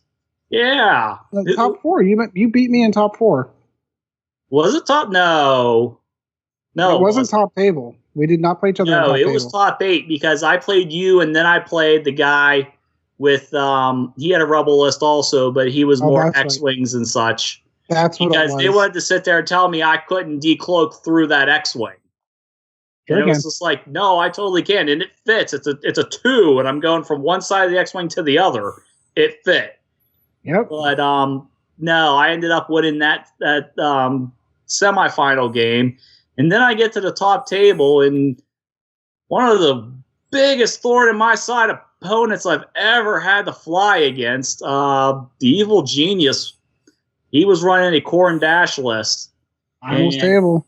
That was on the final table, and me and him threw down and went at it pretty hard, and I actually came out victorious on that one. So, yeah, I had to win a store championship, I had to beat down Ed and then defeat my son somehow, which it's a tough call. For those of you who ever get the opportunity to play Logan competitively somewhere, he is a tough win. He is. The biggest thing I had going for me was the fact that was pre-nerf Whisper, and this was before Mangler Cannon.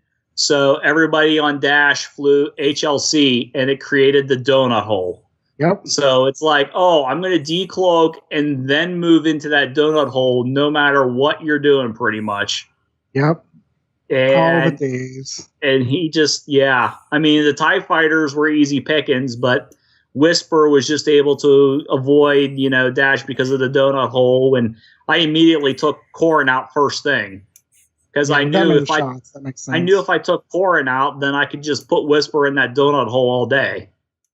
But he put up a hell of a fight. You And won like your I first said, World man, Championship before I did. Yep. Now, that being said, I did get a little retribution for us, anyway, as a local gaming crew. I spent a year in Columbus. I'm going to be remiss if I don't mention this. Dave Carver, Mike Jones, John Mesmore, all the guys out from Columbus welcomed me with open arms. I remember going onto the FFG forum saying, hey, I'm moving to Columbus. Where do I play X-Wing there? And Dave Carver jumped right out to me and says, oh, no, I'll tell you where to go. I'll show you where the store name. And I spent a great year hanging out with those guys, playing with those guys. Mike Jones and I rode planes to and from Worlds together. Fantastic guy. He's a really cool cat. I love Mike, but I had to beat Mike, and he is an excellent player. I had to beat Mike to get my store championship from him, and that was a crown in my jewel, a jewel in my crown right there was beating Mike Jones, because that's not an easy win either. You should know. Yeah. Well, the funniest thing is that year that I won that store championship, West Virginia had gone up to Pittsburgh and won their store championship. Pittsburgh came to ours and won ours. Pittsburgh came to ours and won ours, and I went to West Virginia and won theirs. Oh, that was so much fun. Good times. The traveling around I did, I mean, I went up to that Kappa Cup where we got snowed in. Oh, I'd forgotten about that. Was the first Kappa Cup where they got snowed in. Like, they had a blizzard, like a literal blizzard, and got snowed in. Played XWing and Imperial sold out at that one, and it was like, oh, yep, so here we are on the next day, and everybody snowed in. We had to spend an extra night. And, of course, after I go to bed and wake up in the morning, I got a couple things I'm doing, and then I'm on the road to the last 1.0 Nova Open, so It's a long, strange trip. It's been a good one. It has. I've been all over the place. I've racked up tons and tons of miles. I've hung out with Wade and Alex and Frank. If you had to take a guess, how many states have you played X-Wing in? Oh, let's see. 1, 2, 3, 4. About 4 or 5, I want to say. So did you go to the Nationals down in Indianapolis? Yeah. So PA, you've played in Ohio, you've played in West Virginia, you've played in Virginia, you've played in Indianapolis, you've played in Minnesota. Yep. It's 6 states. I think I've played in, did you say Maryland? No, 7. So yeah, I mean, I've played in a lot of different states. I've played against lots of different opponents. I've met all kinds of people. I played a game against the guy who did the cartoon where, the guy and his kid are getting in the X-Wing, and then the wife comes back, and there's Star Wars stuff everywhere, and he's like, mistakes happen. I actually played him. His name's David. I played him out in Worlds the one year. They do the Minot podcast. Yeah. I played against him, and just like I said, like lots and lots of people. I played this one guy at Worlds. It was the only guy I beat that day, and it really frustrated him. Oh, come on. We're reminiscing. We have to reminisce a little with our light rivalry with the Pittsburgh group. Yeah. And clearly one of the better players down there, Ryan Fleming. You were his only loss, and you also bumped him out of the cut, if I'm not mistaken. It was at the end of the day. Yes, I did not win a single game that day except the one I won against him. But my biggest win was the end of the day. Whenever I'm telling him, I'm like, yeah, I went 3 and I think it was 4 or 3 and 5 because I had to buy one round because I was doing so bad that day. And then the very final round, my opponent had dropped and never told anybody. So it's like, well, give it 10 minutes. If your opponent doesn't show up, then you get the win. So I was like, okay, so I'm telling them, yeah, I went 3 and whatever. And then Linda's standing right next to me, and she goes, well, yeah, it's because you got to buy and your other opponent didn't show up. And Ryan's like, wait, I'm the only one about shoot out of his forehead.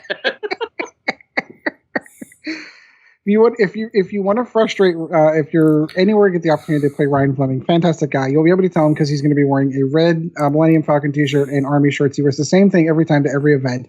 If you want to frustrate Ryan Fleming, ask him how good are TIE Defenders in first edition with the title, and you will see this man, like, he will just go completely berserk because at that point in time he's still angry at that card and that list. He also went on to win the first.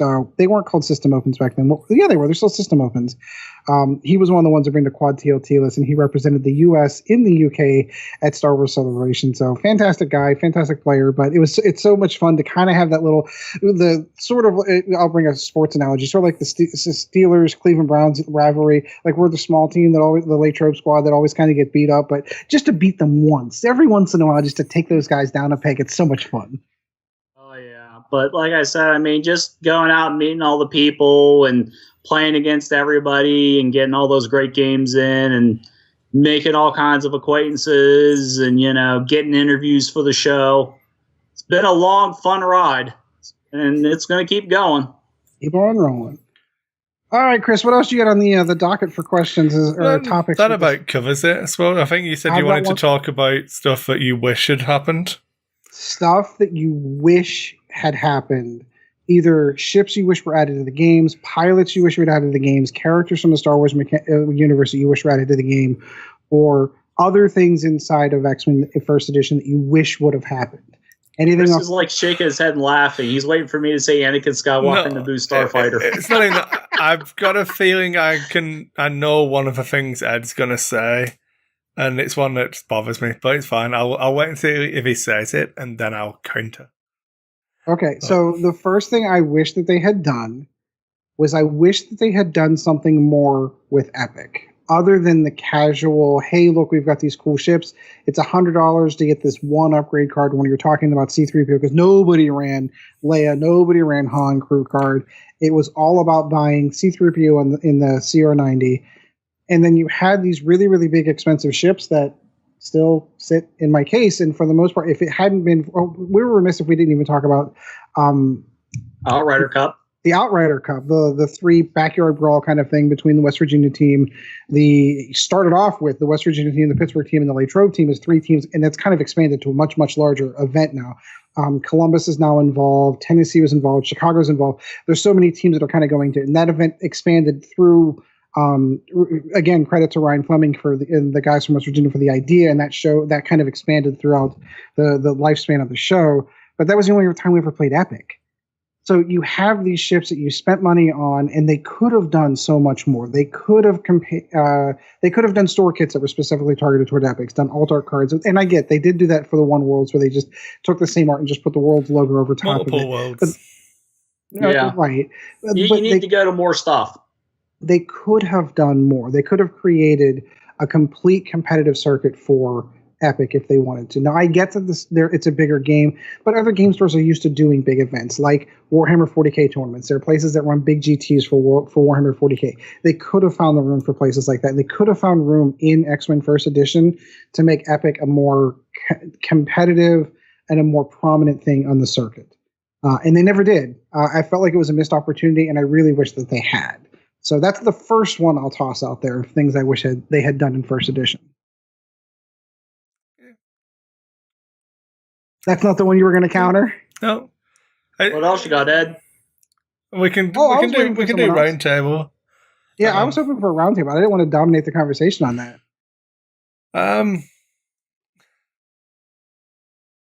I wish they'd have nerfed stuff sooner in the game cycle that would have potentially led to not trying to buff stuff with cards. Yeah. If they'd have done what we did to the Jump Master right at the start, and that was just how they handled balance, I feel like we'd be in a completely different place right now.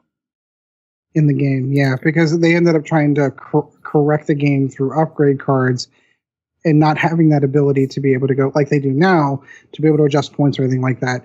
I think the first taste of that probably came with TLT, but more than likely was Whisper and the cloaking mechanic and how that worked. I think the Aces packs were when they started just blatantly just buffing stuff. So auto thrusters coming out. The title card for the TIE Defender. The Royal Guard title to try and give intercepts a lift. Chardan refit. To the A-Wings. Yeah, basically dropping them down points. Yeah. Those rebalancing packs were needed if that was the approach we're going to take. But I would have liked to see them do something like just reprice the card, put out an FAQ and errata, and then give that card out as an alternate art in like seasonal kits. Make it one that's really easy to get hold of. That's what they did for Imperial Assault when they rebalanced cards in that. They just put them out in the next seasonal kit. So that's what I would have liked to see. They could have come out a lot faster. Yeah. And I think the thing was weird for me is that they had precedents in the game where they rebalanced points, especially in Imperial Assault, where they recognized that there was a mistake and they altered the points in the FAQ. They could have done that in X-Wing. The sooner you do it in a game's life cycle, the sooner you acknowledge to, not even to the public, but just to yourself, that it's probably going to be needed at some point. Obviously, looking forwards to 2.0, that's one of the things I'm most excited about. Yes. But seeing as this is a reflections video, that would have, had they done that, I feel like Force Awakens core set could have been 2.0 and everything would have been fine. Yeah. And considering the life cycle, like, I don't know how far in advance that they are testing stuff for the next wave, or if they're 1 wave, 2 wave, or 3 waves ahead. If they're testing stuff for that's 3 waves ahead and these two things have already gone off to the printer and they find that there is a mistake made, it would take up to 8 to 10 to 12 months before whatever fix was coming was coming. So it would literally wipe ships completely out of the meta, where you had ships that just never saw play at all, and there was nothing you could do about it. Well, those playtesters need to get good. How about you, Chad? I'm sorry, go ahead. There's another highlight that I think we missed. Oh, go ahead. Well, I believe all three of us have had credits on one ship or another. Is that right? Right. So, being able to be involved in the in a very small way in the like design and growth and like creating the game that gave us so much, I think was pretty cool as well. Yeah, that was pretty cool to be part of that. But I think our NDAs have kind of run out, and we're not on. You can talk about the final state of the ship. You can't talk about previous incarnations or stuff that never came. But you're allowed to acknowledge the fact that you were a tester because your name's in the credit. So. I wasn't even going to go down that route. I think when we became part of the playtest material and we got to see some of the stuff that was coming out, at the beginning of the show, we had a couple of guys on the show. Ron Brandon was kind of on the show, but Chris Nolan was also part of the show, and he had to step away from the show. And his reasons for stepping away from the show were logical, because he was part of those early playtests, all the way up to like wave 9, 10. I think he was still on the playtest team. And what he was afraid of was that he was going to let something slip out publicly on the show that was not publicly known. It was not public knowledge. Yeah. So he felt that it was best if he stepped away. And once we started getting in some of those chairs that were regular, it was just easier for him to slip out. For me, it was a very similar situation where I knew things that were coming out that I couldn't talk about.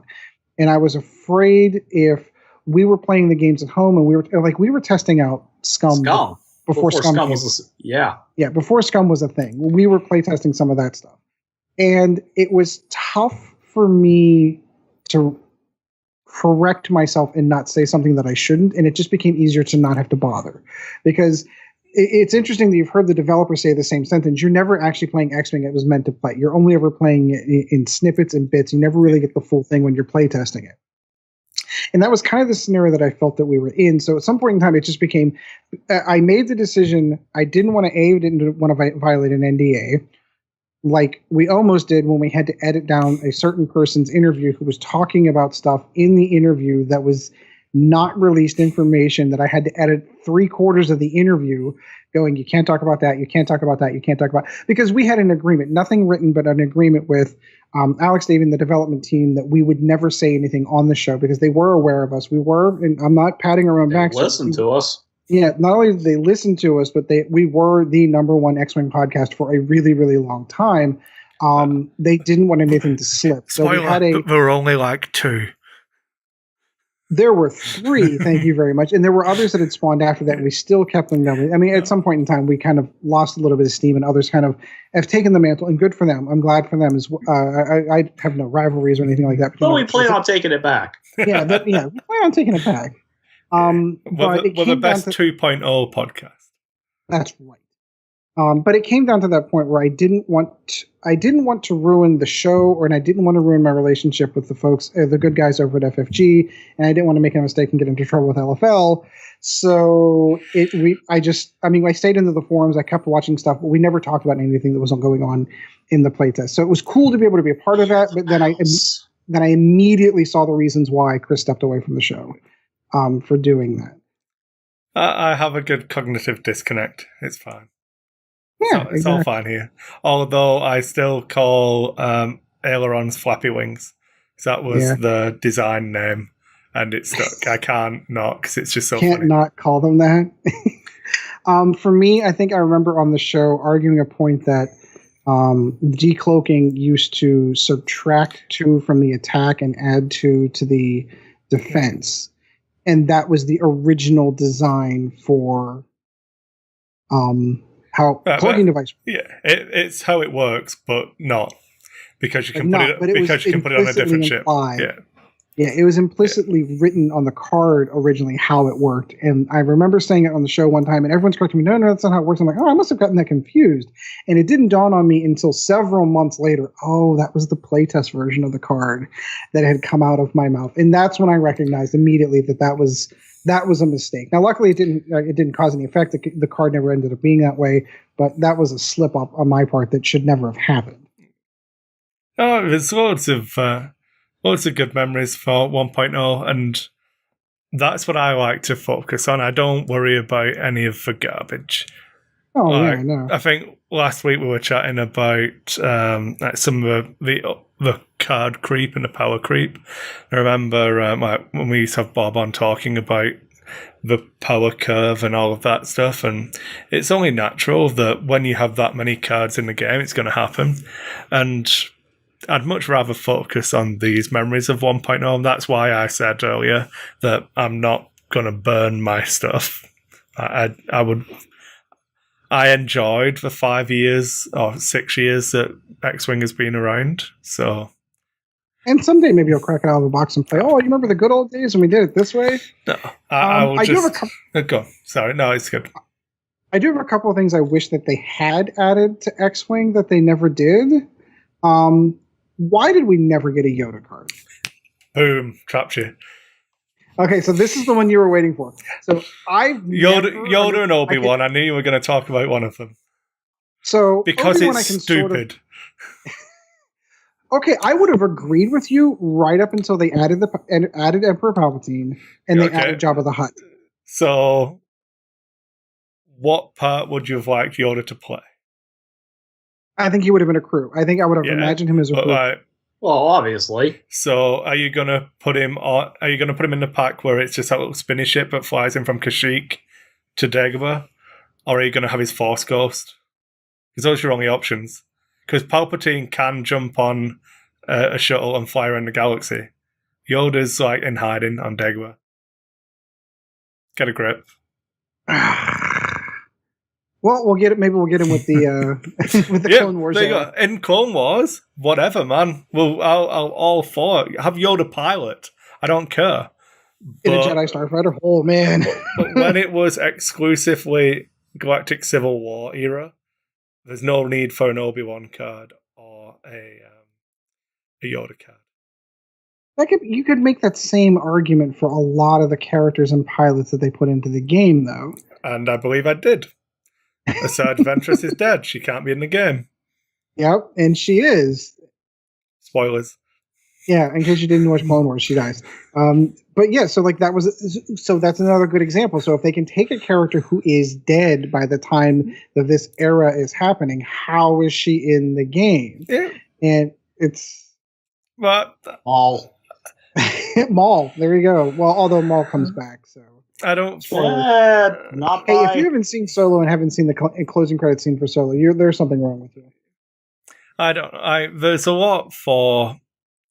I understand why people want them because they're iconic characters, but it bothers me having Obi-Wan as Old Man Obi-Wan in Imperial Assault. So like, unless we're playing on Tatooine, I feel like this is cheating.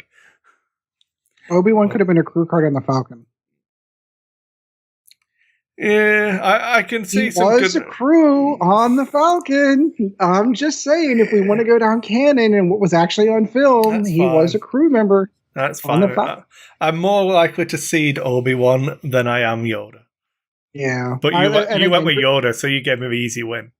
Yeah, and you're right. I kind of set that one up, knocked out of the park. You're right, and I agree thematically from your point of view.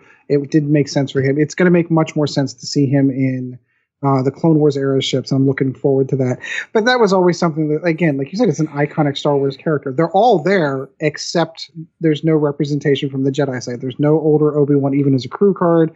There's no older Yoda. There were areas that you could have put stuff in. Hello. I'm trying to think if there's anything else I would have liked to have seen. I would have liked to have seen more done with asteroids in the game. So it's a mechanic that has basically stayed the same from its iteration. Now, granted that we did add things like debris fields, but for all intents and purposes, they're static during the course of the thing. So, like, weird things, like if you wanted to get into Empire Strikes Back, like, well, rig cargo sheets one, but like, why couldn't someone take the space worm as an upgrade, and if you got onto it, it actually ate the ship? Like, I could have seen something like that. I mean, make it a smaller asteroids, though. Yeah, right. Make it an absurd point cost, 15 points for the thing. But how cool would it have been to be able to put a space worm token down on an asteroid? If you come within range one of that rock, it's gonna eat you. Or I saw other games. It's a pretty small rock that TIE fighters are dodging around. It's not like the Falcon can park inside any of these rocks. That's true, but you get into that second point where if we're talking about the scene from Empire Strikes Back, like, why didn't the rocks move? Why couldn't they have developed some type of mechanic where either the rocks all moved or some type of template? They're moving up and down now. Oh, they're moving up and down. That's all they're doing. You're not. I would have liked. So I played Aeronautica Imperialis before I played X-Wing. This was another thing I was going to ask too. Having the range in that, where if you were the same altitude, you rolled your normal attack dice. If you're an altitude above or below, you only rolled one less attack die, simulating that. And then you had, beyond that, you were too far out of elevation to be able to shoot. That represents the cone of a fire arc rather than just the triangle. It's a big complaint about people. Well, it's a space game, but it's 2D. It doesn't make sense to me that ships bump into each other. So I don't understand how people can complain that it's a space game and then complain that ships bump into each other, because all ships should have a 0 if it's a space game. Good argument. None of X-Wing, none of the original ships work in space, because they all have maneuverability from the back, which generates thrust. Yes. In space. Yes. So, well, now we're getting into real world physics. Yeah. Don't dare bring real world physics into my space game.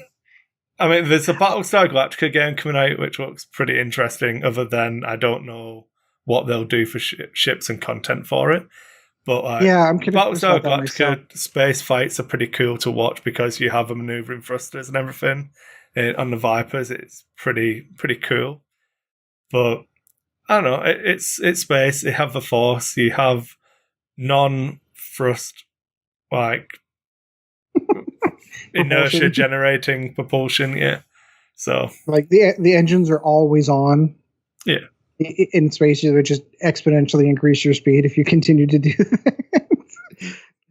Like, literally, all you would need is a burst to get to the momentum of the speed, and then your engines can stop. There's no reason to burn any more fuel. You're at the speed you need to be. That's how physics works when you have zero gravity and no friction whatsoever. Yep. No wind resistance. Yep. Anyway, that's physics. That's physics in a space game. I'm trying to think. I know I had one other thing I wanted to touch on that I wish that they had brought into the game that they never did. I know I keyed on the ability to play without leaving your house. No, because you have Vassal. I recognize that FFG kind of closes their eyes, and for the folks that do it on Vassal, you do have opportunities to play the game at home if you want through that. I don't feel that it's. I think that Vassal is a good tool, and I'm really shout out to just don't Mick. Leave your house. Well, I actually got the opportunity to play XWing in Canada while I was in Quebec, and Mick Muon, the guy who does the modules for that, I got the opportunity to play with him in his local game store, and I got a French starter set that I've never opened, and I've got a whole bunch of French cards. I've got Darth Vader's French version of it. It's really, really super fun. It's first edition, so it's useless. But it's a memory that I'm not going to forget for a really, really long time. But shout out, said first edition's useless. Useless for play, not useless for nostalgia and memory. But Vassal was a fantastic. Oh, now he's fixing it. Yeah, Vassal is a fantastic tool for playing at home, but I don't feel that it gives you the real tabletop experience because it doesn't give you the eyes to be able to judge range. Things get fudged and bumped. They're not as perfect as that. I recognize that Vassal is fantastic for it. It makes everything perfect for bumps, or where things are going to land. There's no wiggle room whenever you're putting the ships onto the guides, but it's not a real tabletop experience. So it's a great place to practice and kind of get some ideas and work some lists out, but I still highly recommend the on-the-table experience versus that. I was just making fun of you. Oh, yeah, no, I know, I understand. Oh, God, I know I had one other thing. We're going to close this show out and be like, oh, I forgot to talk about this thing. Just talk about how, Empire needs droids. That's what it was.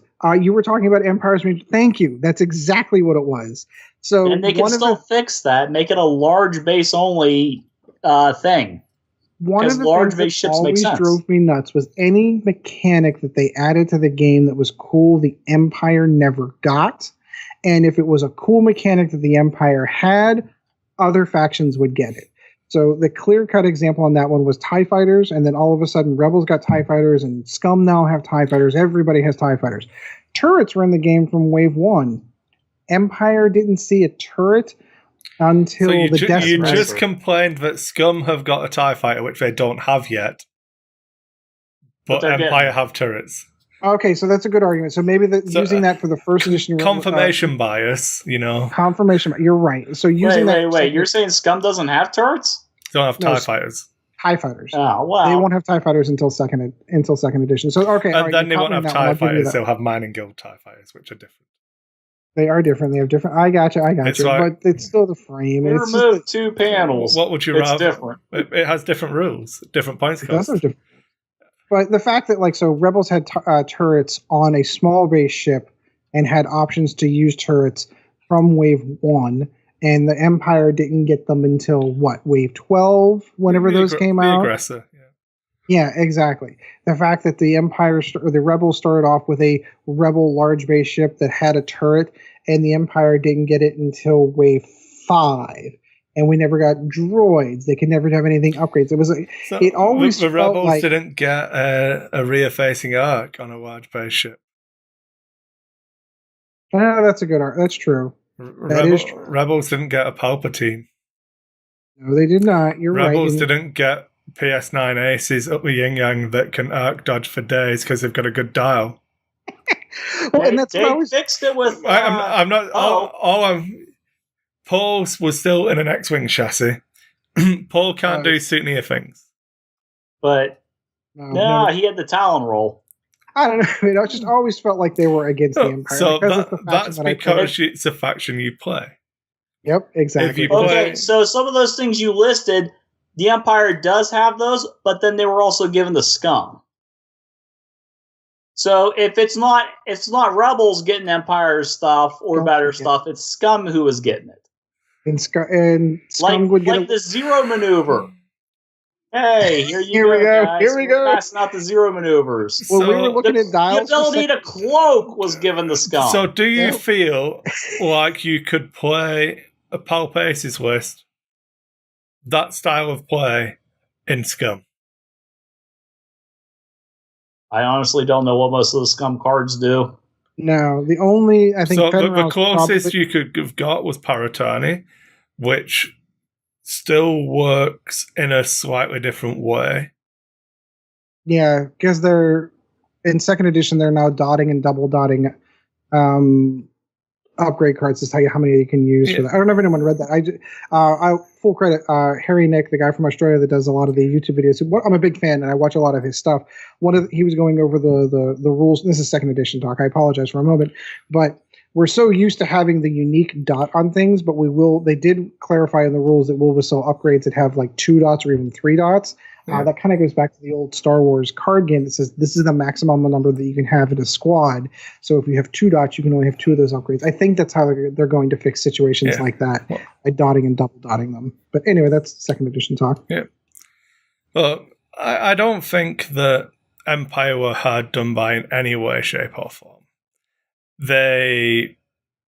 How many worlds did Empire win? Aside from the first, Doug Kennedy. Okay, so that's fine. So shall we look at how many regionals Empire have won? I'm not talking that. No, but what's a better judge of statistics? Is it the casting your net wider or taking 5 tournaments? I'm just saying. Are you going to say that the result of taking a sample size of 5 is better than taking a larger sample size? Depends on the quality. It's not necessarily quantity. That's why you said regionals. I would say Empire have done fine. See, you're making this argument to a couple of guys who live in the Pittsburgh area. And even though there have been championships going back past the origination of the Super Bowl, Pittsburgh area people will tell you the Steelers have won 6 Super Bowls and nobody else has won that many. Now, if you look at all the championships going back to when football started, no, the Steelers don't have the most championship wins. But we only count Super Bowls because that's the big game. Well, that's fine. The big one. You can.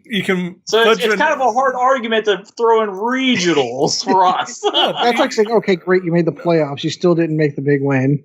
No, but that's like saying if the only game a team wins is the final.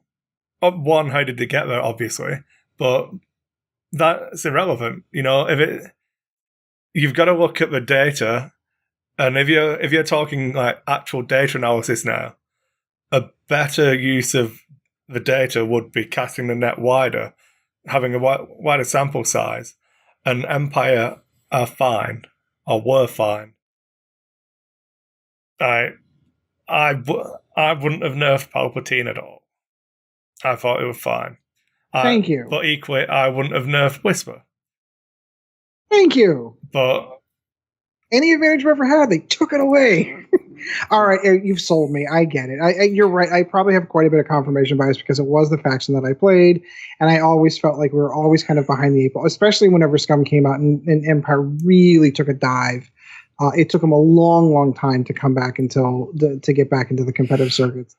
And now, well, the thing that Scum did, Empire did that Scum didn't, is they still had the better dials, but people generally are bad at X-Wing and can't actually fly the ships and just line up and fly straight forwards and die.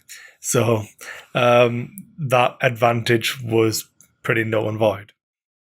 Yes, I would agree. And I think that's going to change in second edition. As the upgrades and the combos of upgrades aren't going to define the game, at least at its onset. It's going to be about pilot skills. And if you are a good pilot and you've got a better dial and you've got better options, we'll see. I've got high hopes for our Imperial boys moving into second edition. All right, so I think this wouldn't be a lack of focus if we haven't kind of gone off the rails, and we have. Any other final thoughts on first edition, our times and experience with that? It's a wrap. It's a wrap. I enjoyed it. Probably going to enjoy second edition too. So excellent. All right, so we're going to go on to close out the show right after this. All right, so I want to thank you again for joining us for episode 6. That's a wrap of X-Wing 1.0. We do have a few things we need to close out the show. We got some housekeeping to do. We're giving away stuff today. We have a card that Chris had promised in the last show. This is two shows before. This is going out to our Patreon community. So we have obviously removed ourselves from the running, unfortunately. So this leaves one of three potential lucky winners for this this fantastic Lando card. Is it me? No. Are you a Patreon? Is it one of my fake accounts? It's either. So we have Gustavo, Jerry, and Ronnie. Okay, so let's line this up. It's on the screen now. And out of the box thing, Chris has got a random name generator. He's got the names in. I opted to say it's a dice game. I should roll a die and he should come up with names, but this was the way he thought this was more fair. I have a D3. You can see it. See it happen if you watch a YouTube video. So we will click and Ronnie Herget. Woohoo! There you go, Ronnie. Yay. So I owe you a Lando from the Comic-Con. The Comic-Con Lando. So if you... Congratulations! Yeah, woo! If you could email us at lackoffocuspodcast@gmail.com with your address, I'll get that in the post. I will also shoot you a message on Patreon as well, thank you, just in case. But there we go. We have a winner. And if you too would like to be eligible for these fabulous prizes that we give away on Lack of Focus, it only takes a little click on Patreon, a couple of dollars if you can spare it. If not, if you still enjoy the show, that'd be great just to kind of get the word out. But that does kind of help out the show. It kind of helps cover some of the costs of running this fantastic operation. But it does make you eligible for prizes like these. We have other things to talk about too. Do you want to touch on that now, or do you want to touch on that later? Do you want to remind me what they are? Little round things. I think we may have talked about them last show. So the Lack of Focus tokens to hand out. So those are going to be a Patreon reward. I'll send them out once you've given us $5. I'll throw them in the mail. I'm not going to set them at a given level. I'm not going to make you pay a $5 pledge. If you want to pay $1, once you've given us $5, I will chuck them in the mail for you. But we have a big stack of them too. But they're going down. I've given out, so I need to post some to you and Sean and Chad. So they are going down, but I can get them reprinted thanks to our sponsors who made them and haven't yet charged me. So that's why I threw them up on there. They haven't given us any money, but they haven't charged me any money for those tokens yet. That is Galaxy Gaming Gear. So they make some cool X-Wing templates and tokens, and are doing custom work for me. So that's good. I got the... Thanks, guys. You guys rock. That's awesome. Would have been nice to have those for this weekend, Chris, but hey, cool. The man's busy. It's not like you sent me your address 2 weeks ago, so... Yeah, I know, right? I did get the proofs for the Dice Hate maneuver templates as well, so that'll be pretty cool. I still think I need to hand paint them, but I'll sort that out as they come in. That'll be a more smaller quantities. Are you getting those in the same color as the Lack of Focus tokens? They're going to be white, solid white acrylic. The lines will be in blue, like the Dice Hate logo, and then the dots on the dice will be picked out in red. So it'll be a 3-color template. Sweet. Me having to paint the blue and the red by hand. So you get something hand painted by one Mr. Chris Sheriff. That's a limited edition thing right there. Yeah, no, that's it for me. I don't really have any other pimping to do. I'm really happy everyone seems to be enjoying it. Make sure you check out the Patreon. Even if you don't plan on paying any money towards it ever, it's still a good resource because we have more content on there. So. Also, if you happen to enjoy the show and you're only listening to this in audio format, check out the Dice Hate YouTube channel.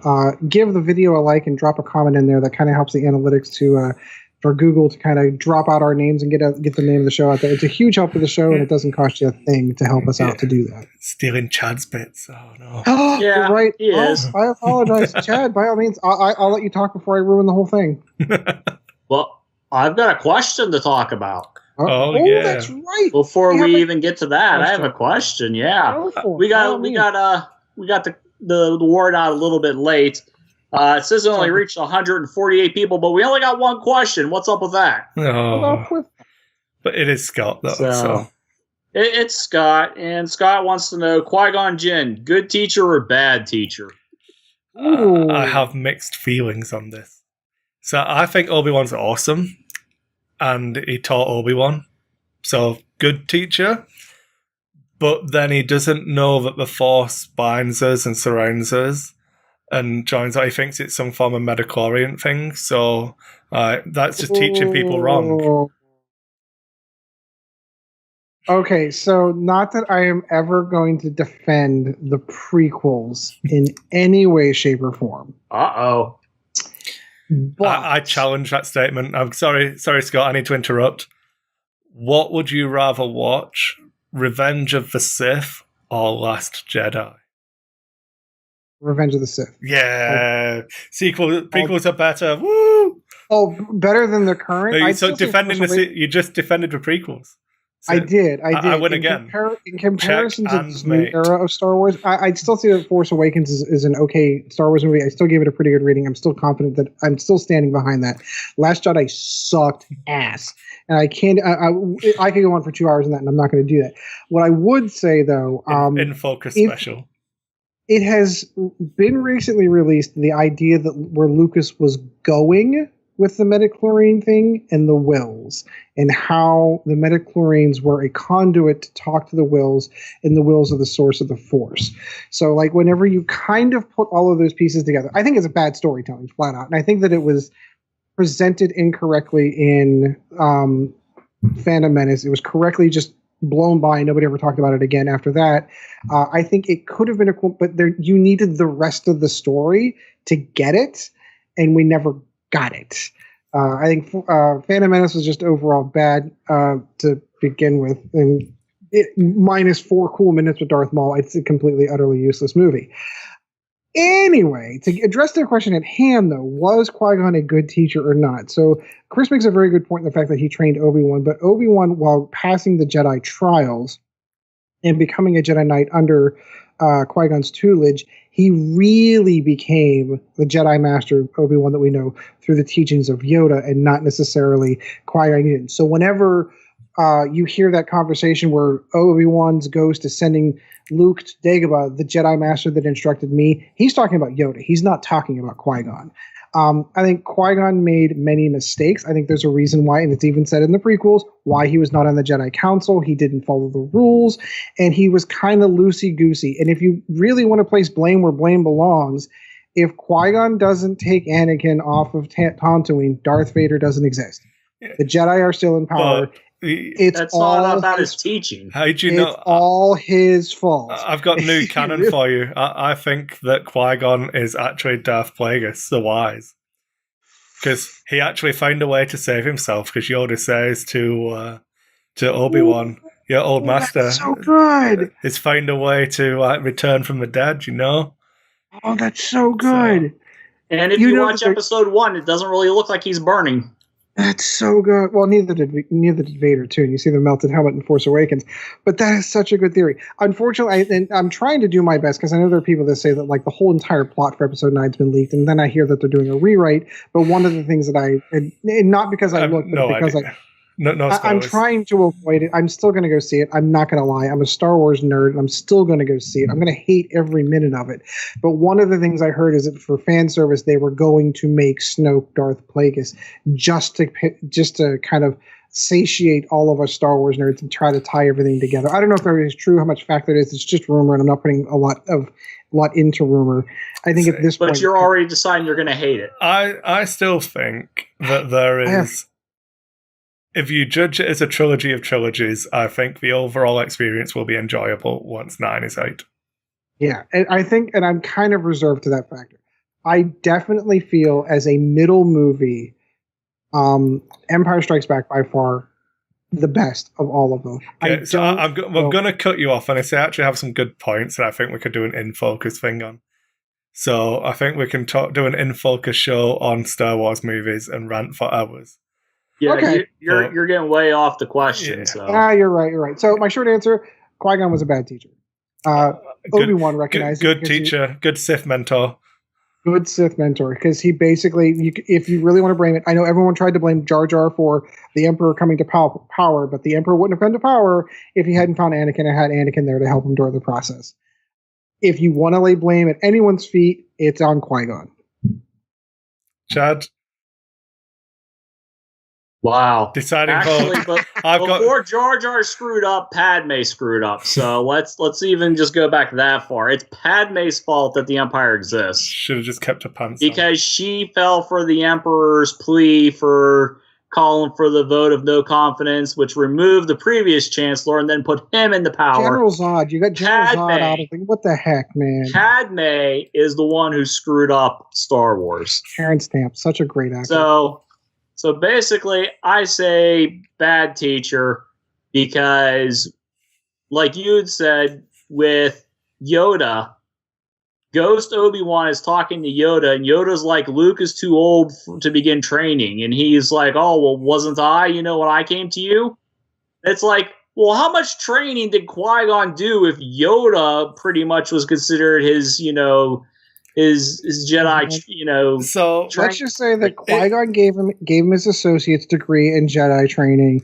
Yoda completed his master's degree. In Phantom Menace, Obi-Wan is Qui-Gon's Padawan. Yes. Yes. I'm not disagreeing. He's really old for a Padawan. Yeah. That's what he's saying. Wasn't he too old when he came to a Jedi ways? I think Qui-Gon didn't do a good job with Obi-Wan, and was Obi-Wan just so good that he exceeded his teachings? Well, because you got to figure, Obi-Wan didn't die at the hands of Darth Maul. Qui-Gon did. Who learned better? And he didn't even have the high ground. That's what he learned about the high ground. He didn't even have the high ground. He learned about the high ground fighting Darth Maul. You don't see what training Yoda gives him between 1 and 2. All I know is he was a Jedi Knight at the end of 1. He's a Jedi Master by 3. And there was training that happened in between there. And when he refers to his teacher, he's referring to Yoda. He is not referring to Qui-Gon. That's because he's not sending him to Qui-Gon. Well, it also has a lot to do with the fact that the prequels weren't fleshed out, and he didn't know who Qui-Gon was when he wrote that line for the movie. Let's be honest. I know that Lucas had this grand scheme for these 9 episodes, but I think there's been some edits and changes to that idea as the movies flew on. Like, there should have been Wookiees in Return of the Jedi. Yeah. Supposed to be on Kashyyyk, and it was supposed to be Wookiees. Stupid bears. But let's put it this way. No Yub-Nub. I'm not down with you. Okay, come on. All right. One question. Let's wrap it up. Liam Neeson died in that role. It's not a good character if Liam Neeson dies. I mean, how bad of a character do you have to be where Liam Neeson dies? Kill me. It's hardly Sean Bean. And I will kill you. Yeah, Liam Neeson did a great job acting the role, but that's completely aside. Anyway, so let's move on. We've got some plugs we have to put in before we go to the end of the show. Right. And that's on your roll, Chad. I usually do that when you're saying bye. Oh, that's true. We've been doing this for how long? How do you not know this? Only 6 episodes. All right. New format. So I am going to say goodbye to everyone. Chris, thank you so much for joining the show tonight. Oh, thanks a lot for having me. Chad, always good talking to you, my friend. Always a pleasure to be here. Want to say thanks to all the fans. If you want Lack of Focus podcast on Facebook, go ahead and hit us up with your messages and give us some questions for future episodes that we can answer for you. Harass Ed to go to tournaments, that kind of stuff. We do have the Lack of Focus podcast at gmail.com if you want to email us. If you want to hit us up for Patreon and help support us, that would be really, really awesome. I know Chris would appreciate it. That's patreon.com/lackoffocus. There's always the YouTube Dice Hate channel like, share, subscribe, all those fun videos. You get comments. Don't forget to comment on them. I mean, you get to see the little things I'm doing in the background that's making Ed laugh and all that kind of fun stuff. We have some audio formats we've been approved for. Isn't that right, Chris? Yeah, we are now available on Spotify. We're on Google Play. We're on the iTunes, at the Apple podcast app that comes on your phone and iPad. We have the Lack of Focus on Podbean as well. And then you can still subscribe to the Dice Hate on SoundCloud if you like that. So there's no excuse for not being able to find us. We are everywhere. Look at and there's that. Ed holding us there, and now it's focused. Yeah. I was going to say, there's Ed holding a blurry phone up to the screen, but then it eventually focused. Yeah. This is why we don't let him run technical stuff. I'm just a mouthpiece. That's all I am. That's all I do. And I'm not going to comment. I was quite happy we're on Spotify, if I'm honest. I felt like that was an achievement. Ticking the box. But we must be a real podcast. Must be. 6 episodes. We're definitely going. There's plenty of ways to get a hold of us. Like I said, any of those are great. You want to give us list ideas, you want to give us comments, you want to harass Ed, you want to do any of that stuff, hit us up, guys. We're looking forward to hearing from you. Yeah. Also, let us know if there is a place where you want to listen where you currently can't. That'd be a good helpful. Yeah. I don't know how you would, because you wouldn't have heard us say it, but, figure it out. Let us know. In the future, go back in time and send us a link. Say, hey, you need an RSS feed here. If you're reading the official transcript. All right, so that is going to do it for episode 6. I want to thank everyone for joining us. And as always, guys, wait, what are we covering next week? Next week, it's going to be release week. Yeah. It's big show next one. I think next. I might try and line up a couple of guests. I don't know. It'll probably be small community guests and people. But we'll try and do a bumper show next week. Maybe split it into 2. We'll have Nova Open interviews. We'll have Nova Open interviews. We'll have reviews from the finals in there, with the list that finally was the last list to win the tournaments kind of thing. But hopefully in our formerly nicotine-stained fingers, we will have 2nd edition box sets and cards and dials to put together. Oh, I'm so excited. Can't wait. So that will be coming out in the next episode. So looking forward to that one. So until then, guys, we will catch you on the next episode. And as always, fly casual.